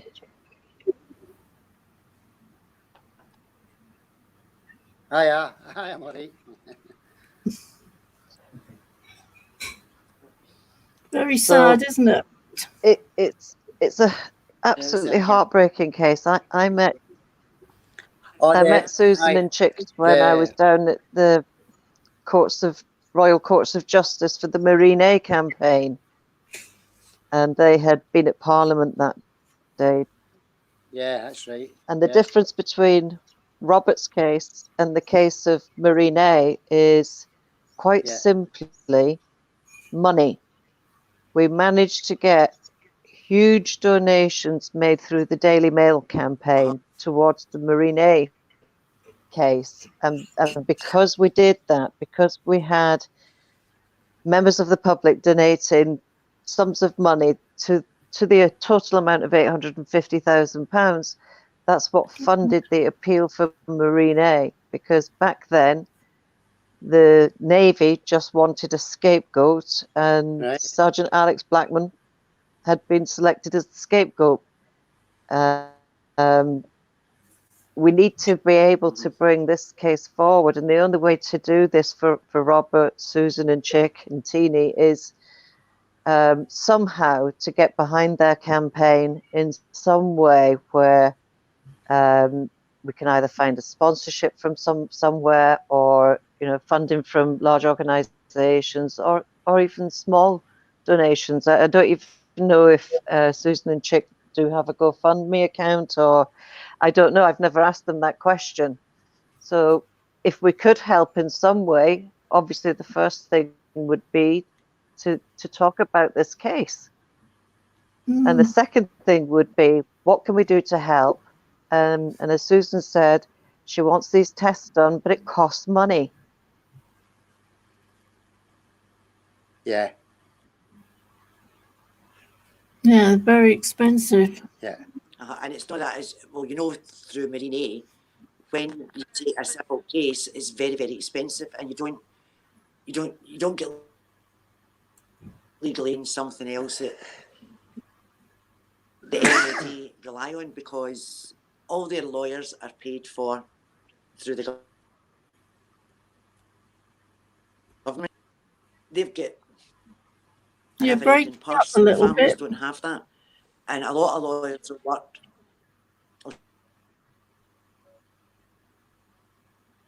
So when they work pro bono, we found out that they've got to do X amount of work on paying clients, that's quite fair. And once they've done 10 hours work with their paying client, the rest of the day, you're not getting their full attention. Do you know what I mean? And these guys need sleep as well. So this is where it kind of falls down with most families, and it all comes down to money. One, getting your story out there, getting people to believe your story, and getting people an effort to put into it. You know what I mean? Because we've had a lot of folk through the years with a lot of promises, a lot of broken promises. 90% of the time it's just been down to me and Charlie to try and source information ourselves. I mean, that was a tactic that the MOD used against the Marine A campaign. They would frequently not turn up at court with their barristers. They just wanted us to spend all the money that the public have given us. and They just wanted us to run out of funds, and that's why it took the 3 years that it took to get the result that we felt was acceptable. And just you've wanna not ask even a been question. allowed to get that Well, far. that's what the police done with us when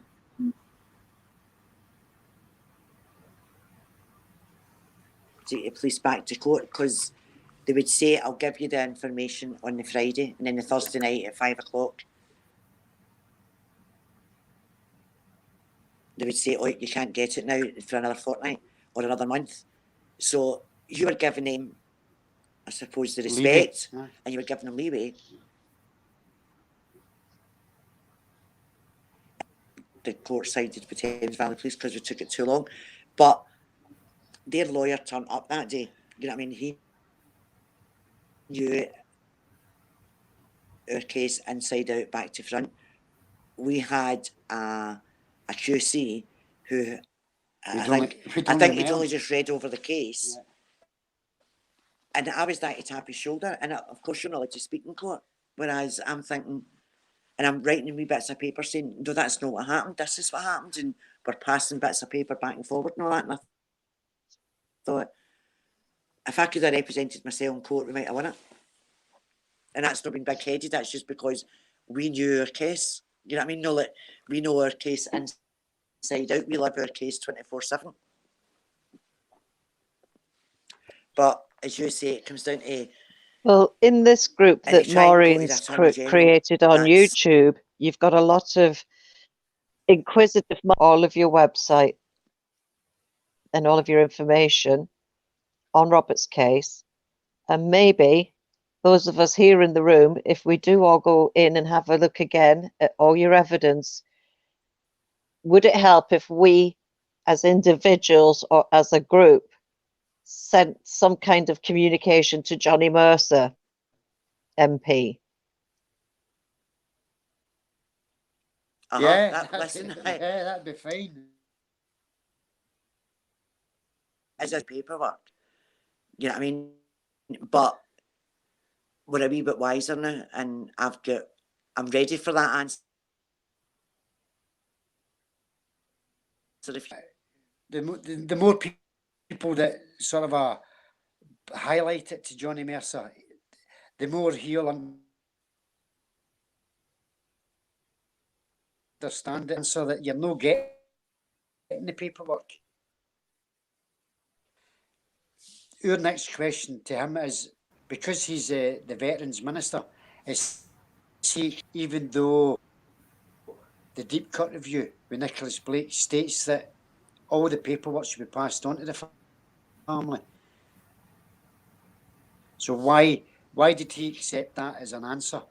Why did he not counteract it? So this is we're expecting that. But I mean, if you wrote as a group and he realises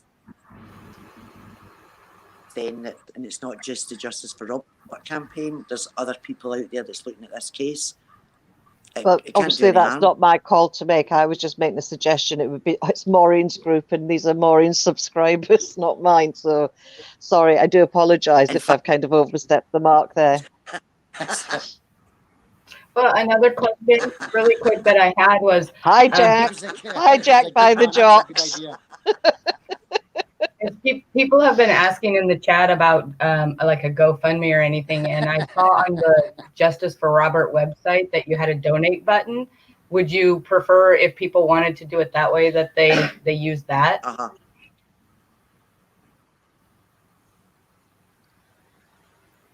No. Do we have a total in mind? Is there an amount, a goal that we need to work towards? When it comes to fighting the MOD, there's no end button. As we said, if we get our answers, any money that we've got in the Justice for Robert Fund would go to the next family who's fighting for justice for their son or daughter through the military. You know what I mean? So we would then transfer any money that we have. We open paperwork up and down to Thames Valley Police. We opened up a Justice for Robert Fund me page kind of thing, and it was the bank account. the bank account is run by 2 individuals within Justice for Robert. We don't even know how much is in the bank account. We don't take anything to do with the bank account. You know what I mean? But we know it's safe because it's in Stephen Kelly and Tracy Hardy run the Justice for Robert bank account.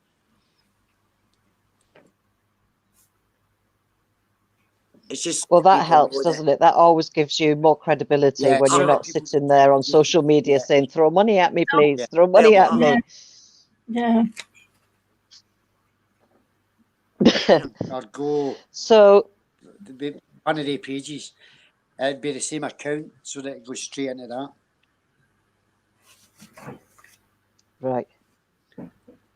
Okay. because hopefully the main thing we want to find is the check. Can I ask, the handwriting. can I go Aye, back That's to what- the that is what we beginning need. a wee bit? That's exactly what I was trying to get back to, was the letters. Right at the beginning of the story, the 4 letters that were found initially, and then sometime later, the 5th letter. Do you mind me asking who those letters were addressed to? There was 3 Robert's fiancée at the time. That was all he wrote. Mum and Dad.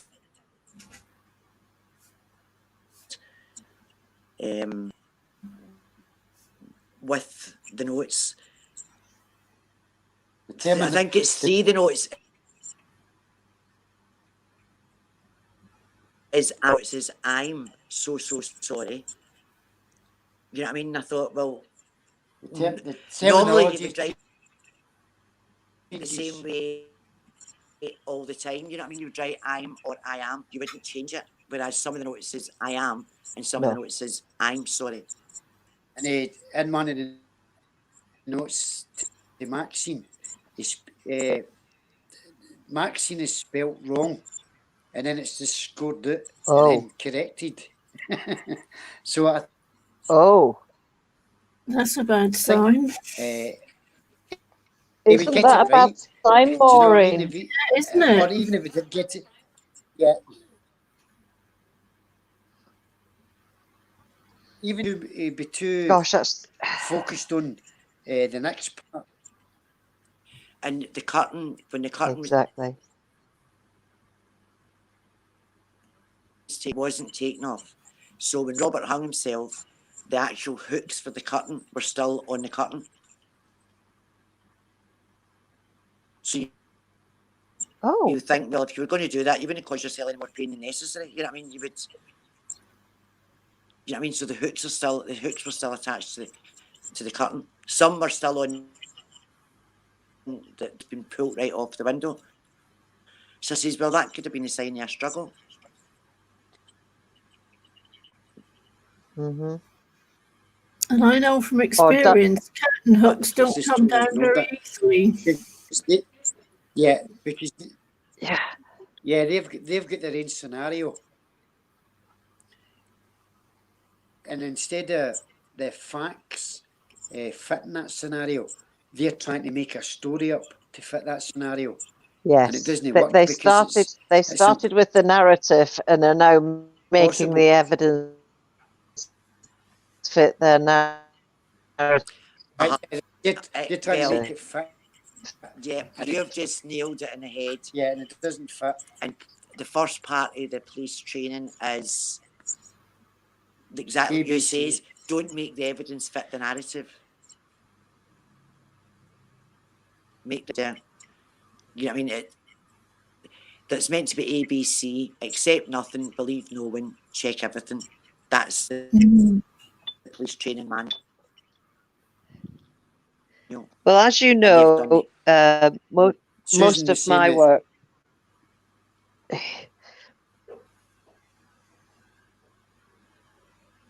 Sorry, go ahead, Charlie. Sorry, on you go. No, I was just going to say that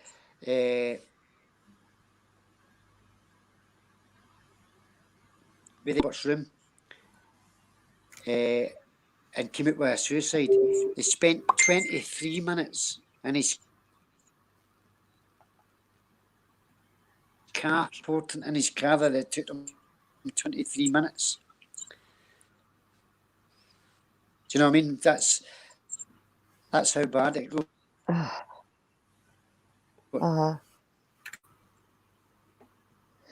So when I obviously first met you back at the Royal Courts of Justice, you told me to go and look at your group and see what we could do to help. And when I read through everything, I personally came to the conclusion that it was probably a violent kind of hazing, beasting scenario where they've used an object to damage his internal, because his internal organs were damaged, weren't they?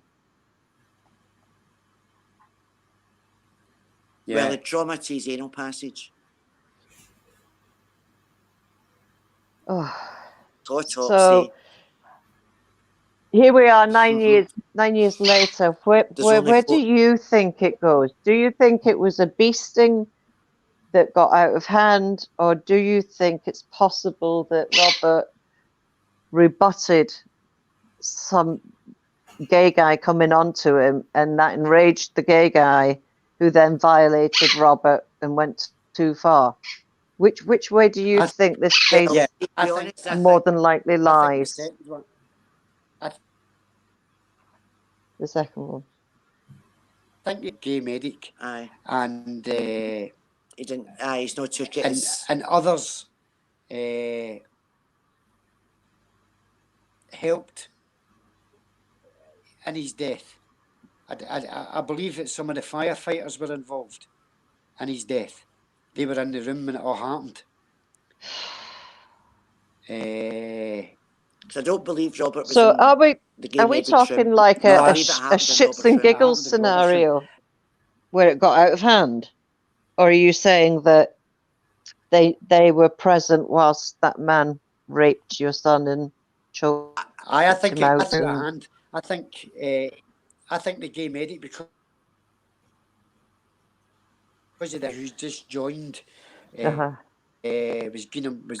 back chatting him, giving him a bit of mouth, and right, because of the beasting that took part on the Friday, I do believe that some of the fire crew took homage at Robert because of this, and then with alcohol, that mixture as well, and I believe that they took part in it as well. Robert's downfall was, if you look at his photos, Robert looks very young. He's a very young looking 24-year-old. Handsome bugger though, isn't he? He thought Robert was 18, 19. Yeah. You know what I mean? Oh. So he thought Robert was a lot younger than what he was. Tried to come on to somebody who he thought was young and vulnerable, no realising that Robert was 24. Yeah. Young boy, far away from home. You know what I mean? And he wasn't as young as we thought he was. Aye.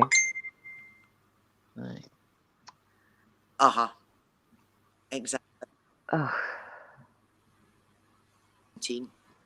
Well, and then he was asked by the coroner, did he believe that Robert Fleeting was gay? And the gay medic says no. Without any hesitation, says no.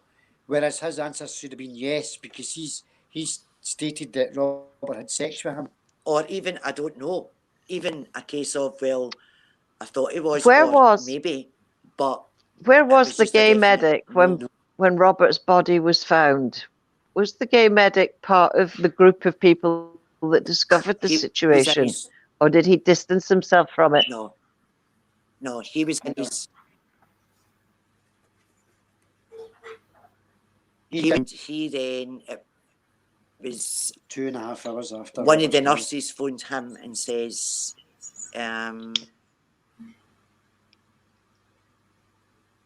who doesn't really know Robert. That was another thing I thought the police should have questioned. Why would she phone him? You know what I mean? He then phoned another one of the nurses, and she came over and sat with him, and he was extremely upset. And I thought, Why would you be extremely upset for somebody that you don't really know, that you've only met the night before? Yes, okay, you'd be upset, a wee bit gutted, but you wouldn't be unconsolable. And then that's when he says, "Can you come with me to hand Robert's phone in? I've got Robert's phone." And when he handed the phone into that he had a heart-to-heart talk with Robert, but he can't remember what they spoke about. The only thing he can remember is he did. And the police believed that. The police believed What? that. And I says, why No. didn't the the police believed the talk with Robert, but he can't remember what they spoke about. All he can remember is he didn't go on with his dad. And I says, well, why didn't the police come into the house? Ask his wee sister. Ask anybody what kind of life Robert had here before he left and joined the Royal Air Force. Did he go on with his dad? Didn't the medic ask him Whatever to the stay game the is. night? Medic says. He never said. You know, I think room at 5:30, and Robert and he asked Robert to stay, and Robert says no. I mean, what do you think, That's the reason Maureen? Robert You've was had found in chance his now own to room. look through the Whereas case. we believe, Where does it lead you in your thoughts? My first person, if I was someone of authority, my first person would be the medic to speak to. Because I think, I'm not accusing him of anything, but I think he holds a lot of information that he's not aware of. However small that might be. yeah, he's actually, And I'd want answers to the missing 3 hours. Why he was said he was found at 8:15, but it's down here at 12:15. There's so many little discrepancies. I mean, and he changed his state. Oh. Before I forget this, the gay medic changed his statement 3 times. He also refused to give a written statement right at the start. That was the second time. He refused to give a written statement. He's also threatened the police, stating that if they question him again about the death of Robert Fleeting, he's going to get a solicitor for harassment. And yet he's serving, and it's again. That's not the way anyone serving in the forces behaves. Yeah, exactly. But and yet he. I mean, I've got his statement. Ask him any more questions about the death of Robert. Have you got his statement there, Maureen? Can you read it to us? I was asking Maureen if she's got the statement there from the medic. It'd be interesting if she could read it to us. This is the one. It says this is his statement in full. On September the 4th, 2011, I made a statement to police concerning the death of Rob Fleeting at RAF Benson. I now wish to make a further statement adding more detail about what happened in the early hours of Sunday, 4th of September 2011. As stated in my original statement, I spent the evening of September the 3rd, 2011, with colleagues drinking in Henley-on-Thames. One of these colleagues was Rob Fleeting, who I knew from the base but had not been out drinking with before. The evening went well and we were all enjoying ourselves, drinking and generally having a good time.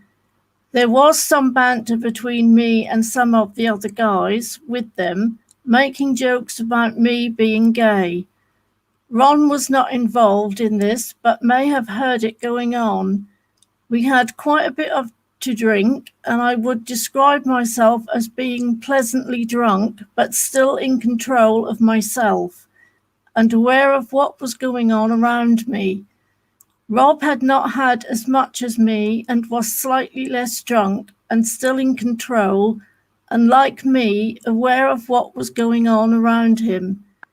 We eventually arrived back at base at about 0300 hours on the Sunday morning, where me and Rob had a slight disagreement about how we had got taxis back to base.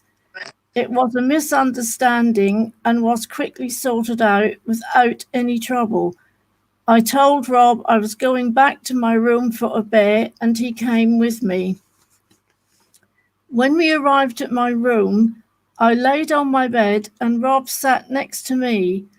We had a couple of beers and had quite a deep conversation.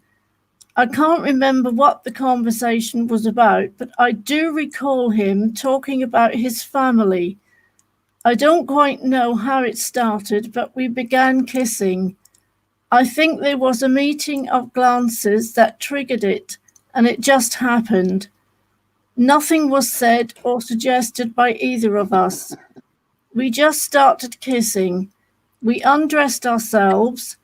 Robert ended up naked before me, and we got into bed and started touching and kissing each other. Rob asked me if I had any condoms, and I got one for him. He put this on himself and had sex with me. I think there may have been some oral contact, but I am not sure. I did not have sex with Rob. It was just him having sex with me. I am aware that Rob had some rectal bruising, but I have no idea how this occurred, as I did not touch him in this area at all. It could be he had sex with someone else before me or did something to himself. I think the sex lasted 15 or 20 minutes, and when it was over, I put my boxers on and Rob dressed himself. I have been asked about Rob's socks, as they may be missing, but I don't recall seeing them and have not noticed them in my room. I asked Rob if he wanted to stay the night, but he said he had to be at work in the morning, so had better go. I kissed him before he left, and he seemed fine, not at all upset or distressed in any way. I would estimate that he was in my room for 1 to 2 hours, so the latest he would have left would have been around 0500 hours to 0530 hours. At no point was Rob asleep in my room or unaware of what was going on. The sexual encounter was a 50-50 thing between us, and we were both consenting to it. There was no talk of meeting up again or anything like that. It was just a spontaneous thing that was unexpected. I was very shocked and upset to hear of Rob's death later that day and don't understand why he would do it. I can only think that he panicked about what had happened and was worried that I might say something leading to it getting out. We had not discussed either of us being gay or anything like that, and I would not have said anything to anyone about what had happened. I didn't even know he had a girlfriend until after his death. I am very worried about attending an inquest, as I do not want my personal life discussed in public. I understand the need to establish why Rob died, but what occurred between us is private and occurred between two consenting adults. If I am required to attend an inquest, I will, but only if absolutely necessary. And that's where he finishes. So Yeah, the way I'm reading that, Chick, is that he did his second statement because he had to explain DNA.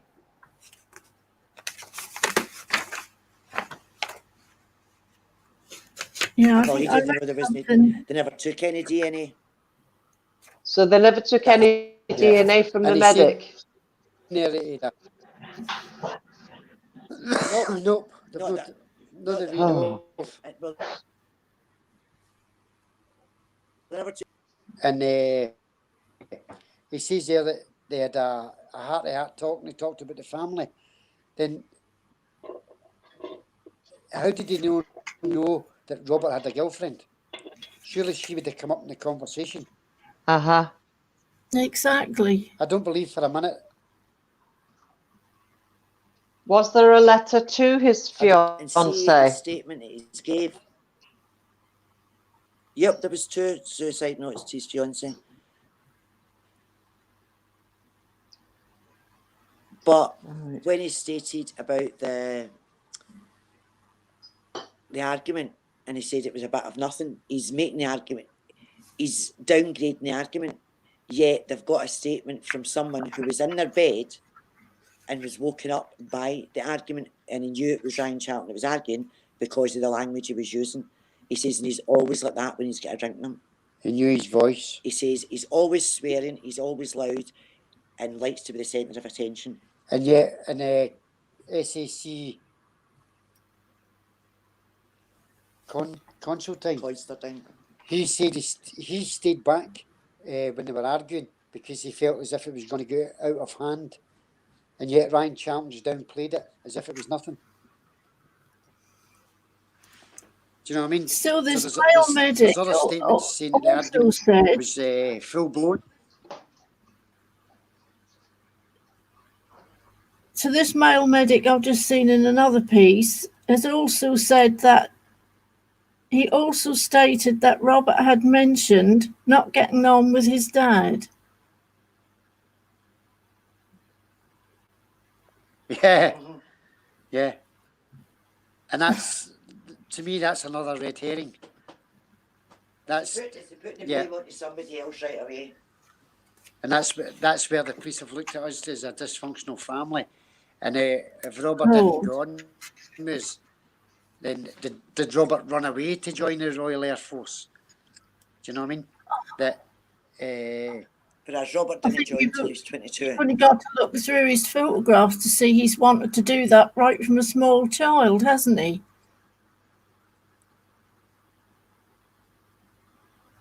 yeah, yeah.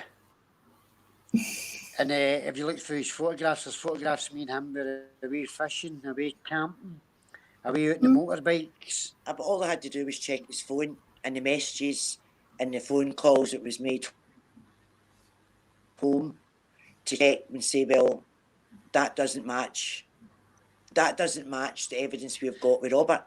But instead of doing that, they just believed Ryan Charlton. They just believed Ryan Charlton, the gay medic. Anything that the gay medic said, they took as that must be true. You know what I mean? They never questioned anything that boy said. And if you read that statement, the statement you've read out, that's a statement that an official person would write. That's not a word for word statement. That's been coerced. That's a coerced statement. You know what I mean? No, like that's not how people talk. That sounded like a statement I mean, that that's like a something police you would officer would write. You tell them your story in your words, Yep. and then they Yeah. transcribe it into their language. Yeah. And that's exactly what's happened. He's been asked questions and wrote the answers. Uh-huh. So that's why I don't believe that statement for a minute. Mm. And if he was so concerned about finding out exactly what happened, then why did they want immunity? Aye. Police with a solicitor for harassment if they ask him anything again No, as about we Robert. said, if Robert left his room happy, Uh-huh. first sexual experience, Robert would have been back to his room and he'd have still been happy, and it wouldn't have been. Did they give a time of death? Oh crap! What have I done? No, time of death was 12:15 when it was found. Closer time of death. When they found him for the Aye. second time. They took the room. You know what I mean? So Sorry. they had opportunity to do a clean sweep of that room before officially reporting they'd found him. Oh, the way it looks like one officer's saying the scissors were on the floor, and the ID, the scissors are on the windowsill and they're all muddy because somebody stood on them. So you think, well, what happened to the scissors that was on the floor? Robert's neck had been cut. He tried to cut his throat, and I thought that. Do you know what I mean? Because it was all. But they said that the marks were caused because of the cutting was rough. Now I've spoke to, I don't know about hangings and things like that, but most of the people I've spoke to that's kids or husbands have took their own lives, there's no marks on their necks because Robert was bruised from ear to ear, and I'm talking at least 1.5 inches thick bruising from there. I don't know if that's normal. You know what I mean? And I think we I took read it that was normal. in the autopsy report he had marks behind his left ear.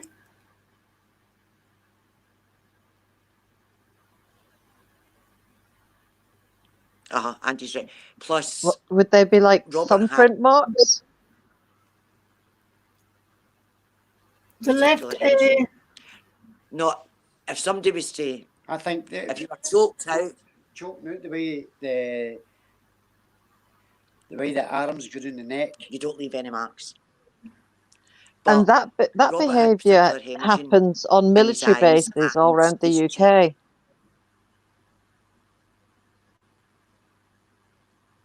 Last year they had to but ban. when you go by the evidence that you're given, Yeah, if you look at the autopsy report and it says a particular hemorrhaging, you only get that through suffocation. So what the coroner concluded was Robert suffocated himself through hanging. You don't normally get particular hemorrhaging through hanging. no, You you get don't. that through suffocation, Yeah, no, you don't. where the wee blood vessels in the eyes and round about the eyes burst. So, But he would Yeah. get so that if instead he of was saying, well, why fighting is he it, wouldn't got, he? why does he get marks in his face? So what they said was he hanged himself slowly. Yeah. And do you know that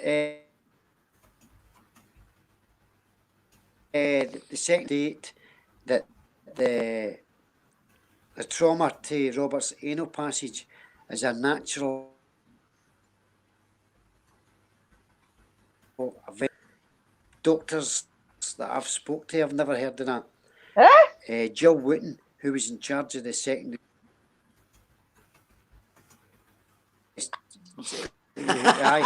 Jill Wooten, who was in charge of the second investigation, who told me that information. I says to her, how many times in your career have you used by hanging? And she says, never. I says, well, how do you expect us to believe it then? And the test cases that their expert gave them, they gave them 3 test cases where there was anal trauma and it was a hanging. And in the 3 cases, there was actually a third. The evidence you're even given is you're actually shooting yourself in the foot.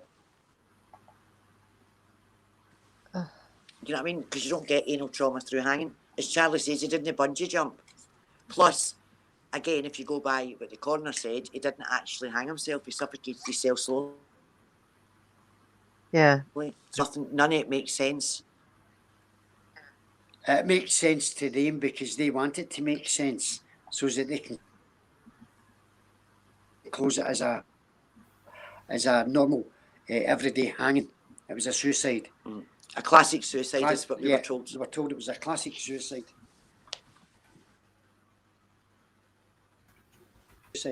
As you say, what they've done is they've matched the evidence. They've matched the scene to the evidence and not the other. Yeah. And it happened at a time Yeah, but- when, you know, the Ministry of Defence was coming You'll- down you'll hard match on this. the bases that did have issues.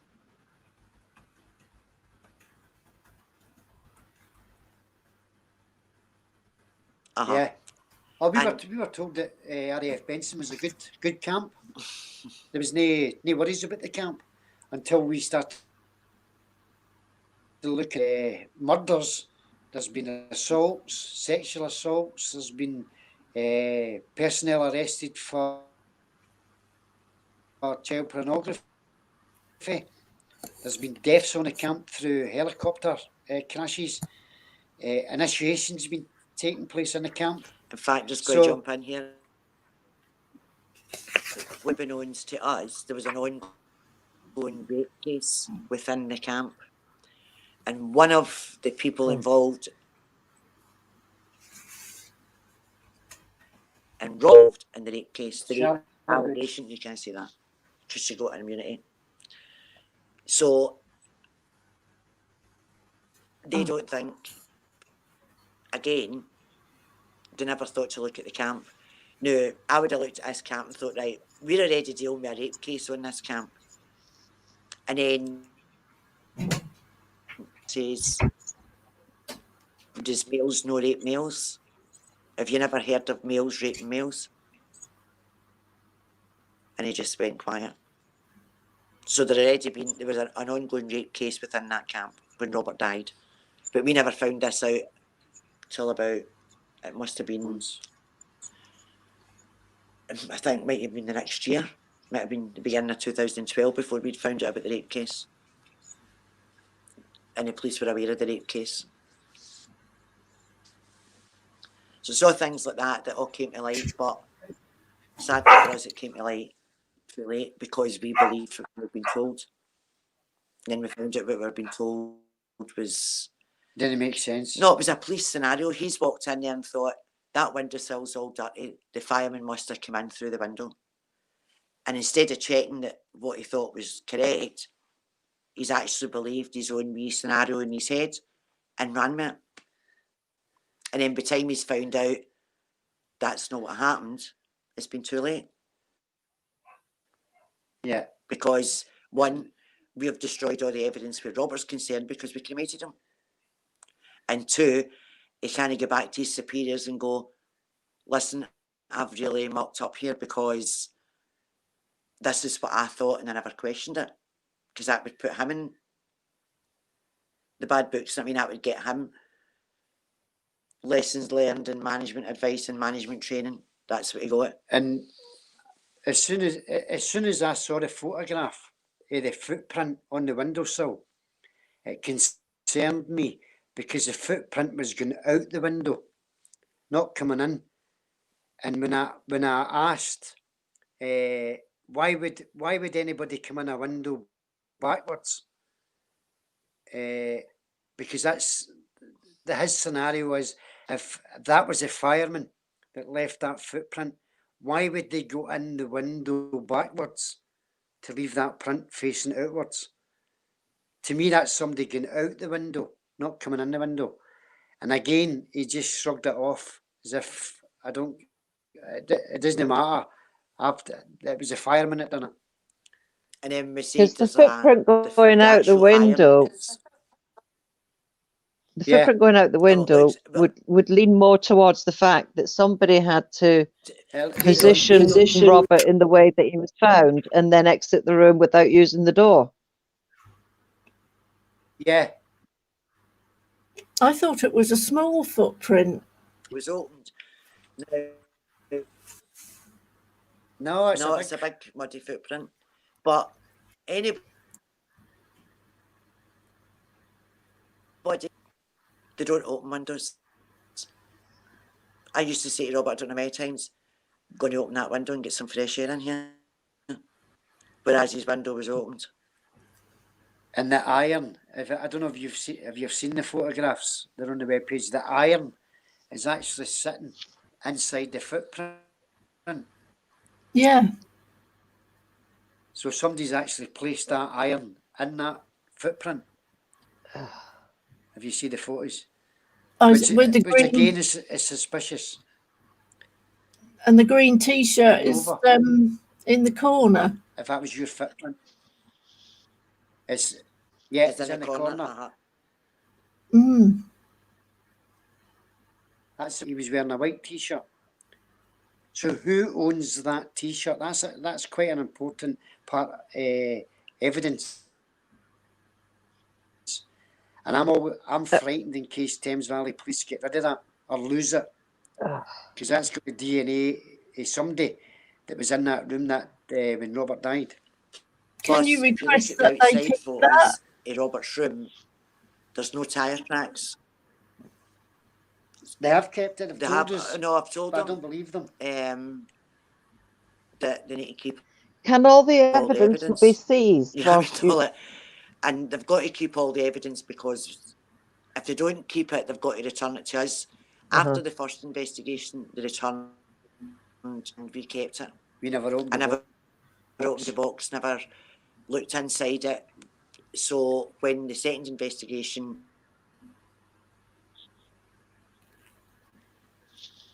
started, I found the box sealed, and the only bit of luck we've had in the whole of this was the person who sent the box to me, the original evidence bags. So it meant when I returned the stuff, they could go back into the original evidence bags. But even them, they've when they open an evidence bag, they're meant to get a fresh bag, put the old bag inside the fresh bag, it's just resealed. Ours is just constantly resealed. It's been ripped open and then just resealed, and it's the same bag. So they've lost Ah, continent, and the amount of evidence that Thames Valley Police have lost is unbelievable. They come down as they're coming across as the keystone. Important log 19. If anybody, Gen 19. sorry, if anybody knows what a Gen 19 is, within how important that is to an investigation, because when I asked Jill Wooten, the Gen 19 went missing, and I said, well, how important is that in the investigation? And she declined to answer it.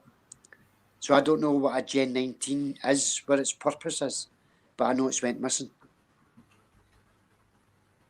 The only thing in any inquiry, which means that Gen 19 holds everybody that went into Robert's room, everybody that left Robert's room. That's a Gen 19, and the Gen 19 also has, in fact, that's what, as a Gen 19 at the back of it has.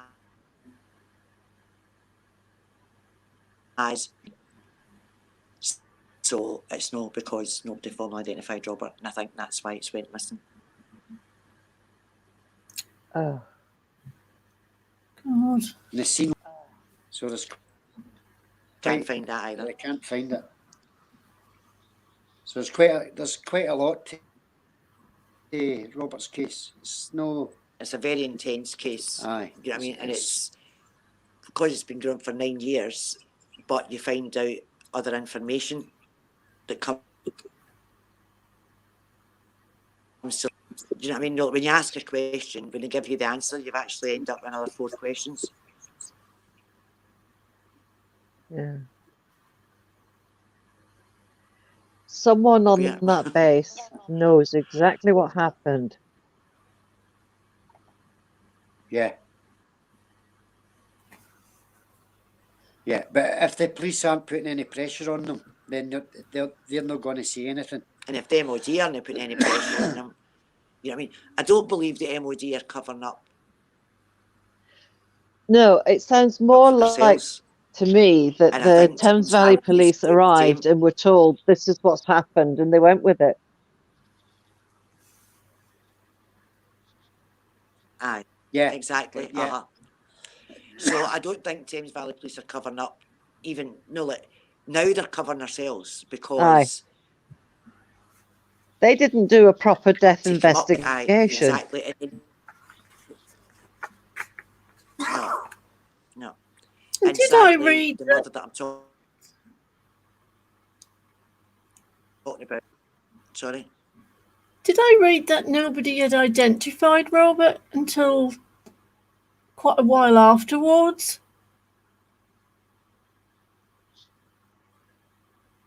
No, formally identified. And that only came to light when I asked the second investigation, which was 2 years later. I says to her, can you tell me who formally identified my son? Because, again, we presumed that the RAF had done that. And she came back and said, nobody's done it. Corporal Wilcox. She says, the only identification we've got is from Corporal Wilcox at the scene. I says, well, he didn't know my son. And he only identified Robert because another party had says to him, that was Robert Fleeting. I says, you can't take that as a formal identification. Formal identification has got to be carried out. But it has no bearing on Robert's case. And I say, it does an investigation, and the sheer lack of respect that they showed Robert and they showed the family from the onset of Robert's death, because that is something that we bring Robert into this world, and we should be the ones to say, that's my son. I says, what if I had a closed coffin? But I didn't. I'm not disputing it was Robert. It was Robert. But the fact of the matter is, if I had a closed coffin and nobody seen Robert,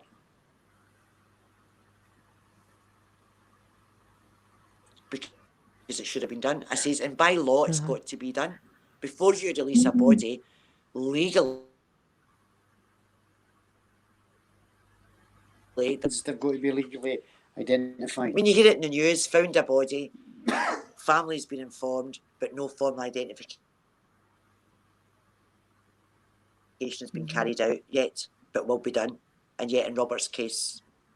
And then what they said was, they thought Strathclyde police might have done it. So they tried to blame the Scottish police to say it was their fault. I says, well, how would Strathclyde police carry out a formal identification if they were not asked to do so? If you haven't requested that, they're not going to do it because they'll presume it's already been done. And it just wasn't done. He was sent up the road. Oh, in fact,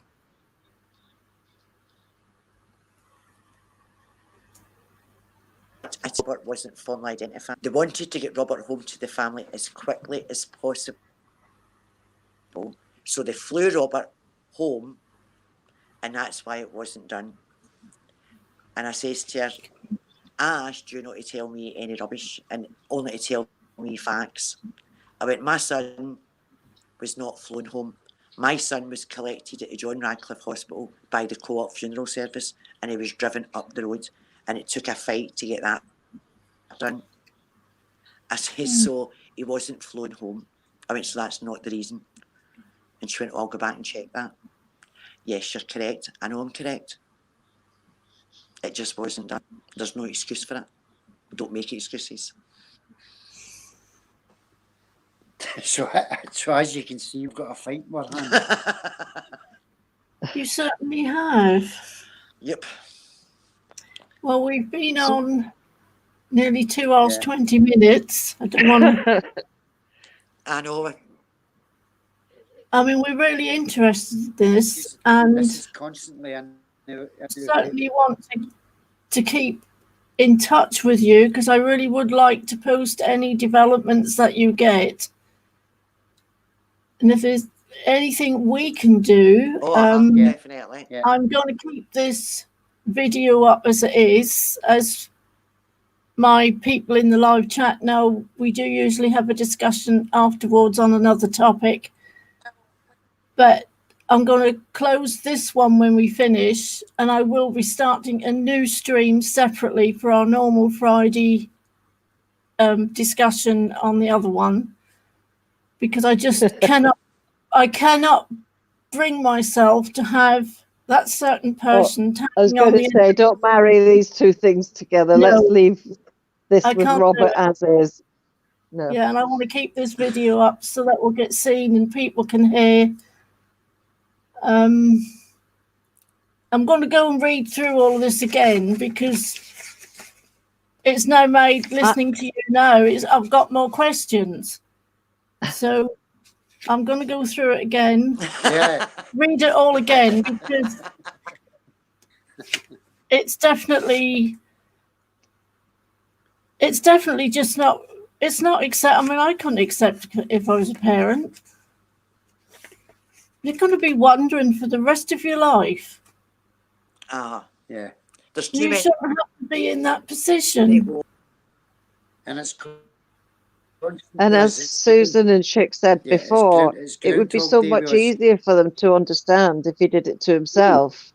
That would Yeah. be so much easier to accept that he lost his life by his own hand Mhm. than to think that he was fighting for his life in his last minutes. I mean, it's horrific. What they're investigating leads them down a much darker path Exactly. than the path they were presented with initially. It's 9 years of fighting. Closure. Take my hat off Imagine to call you. it closure, And but we went down thinking, well, aye.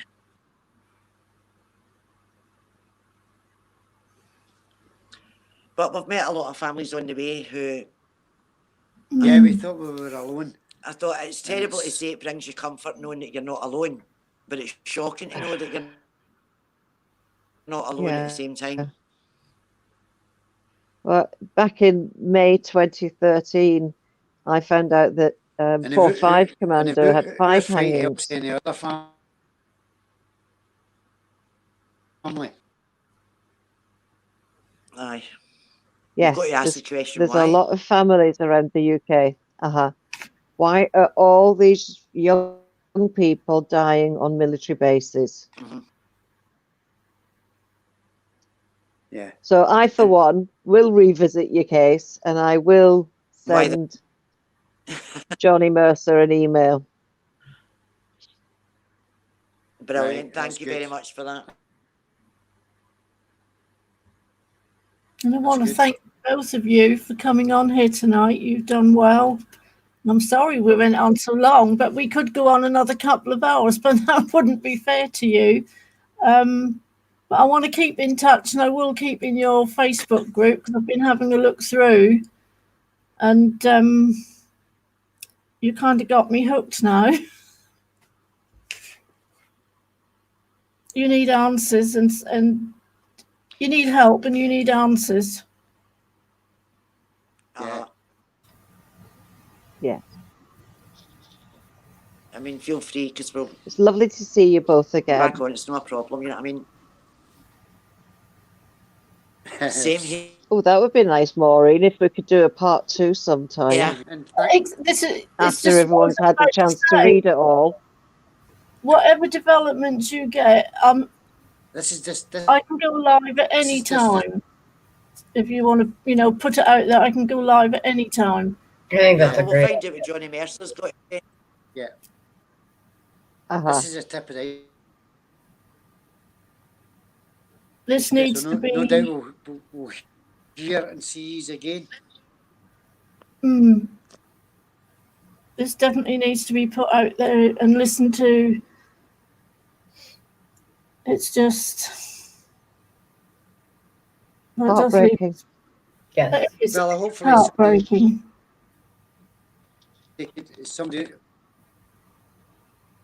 somebody there can help. It's wanting to help with looking at the paperwork. Yes, I mean, someone who's got a different kind of analytical brain might see something in the evidence that you've got on your website that none of us have picked up on so far. You need to actually, what would be good if you could kind of get someone on come up board with something that we've not thought about.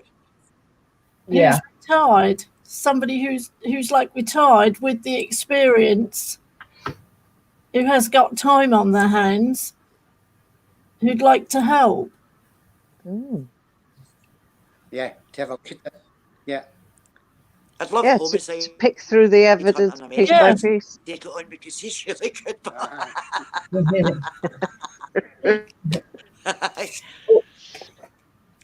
One of the mods has been posting the links in the chat, so everybody that's been in the chat has been seeing the links. I'm sure you'll see a lot more traffic to your Facebook and your website because of that.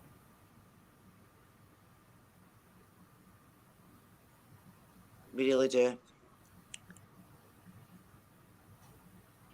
So we'll sign So I'm off. gonna We'll say- say everybody take care. Thank you. Yeah. Yeah. Thank you so much for coming on. Don't hesitate to get in touch with me. You know where I am. I'm on Facebook.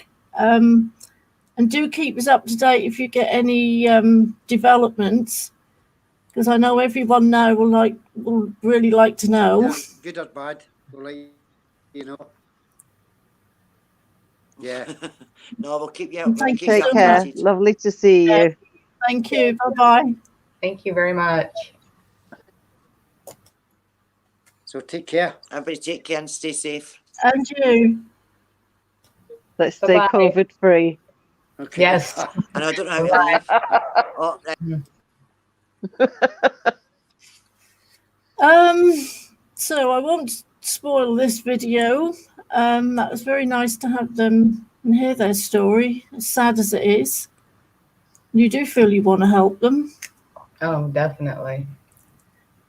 I'm going to end this live stream now, and I will immediately start a fresh one so we can have our normal Friday rant.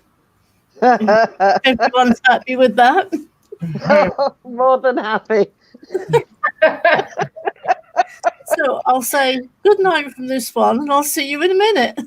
Okay.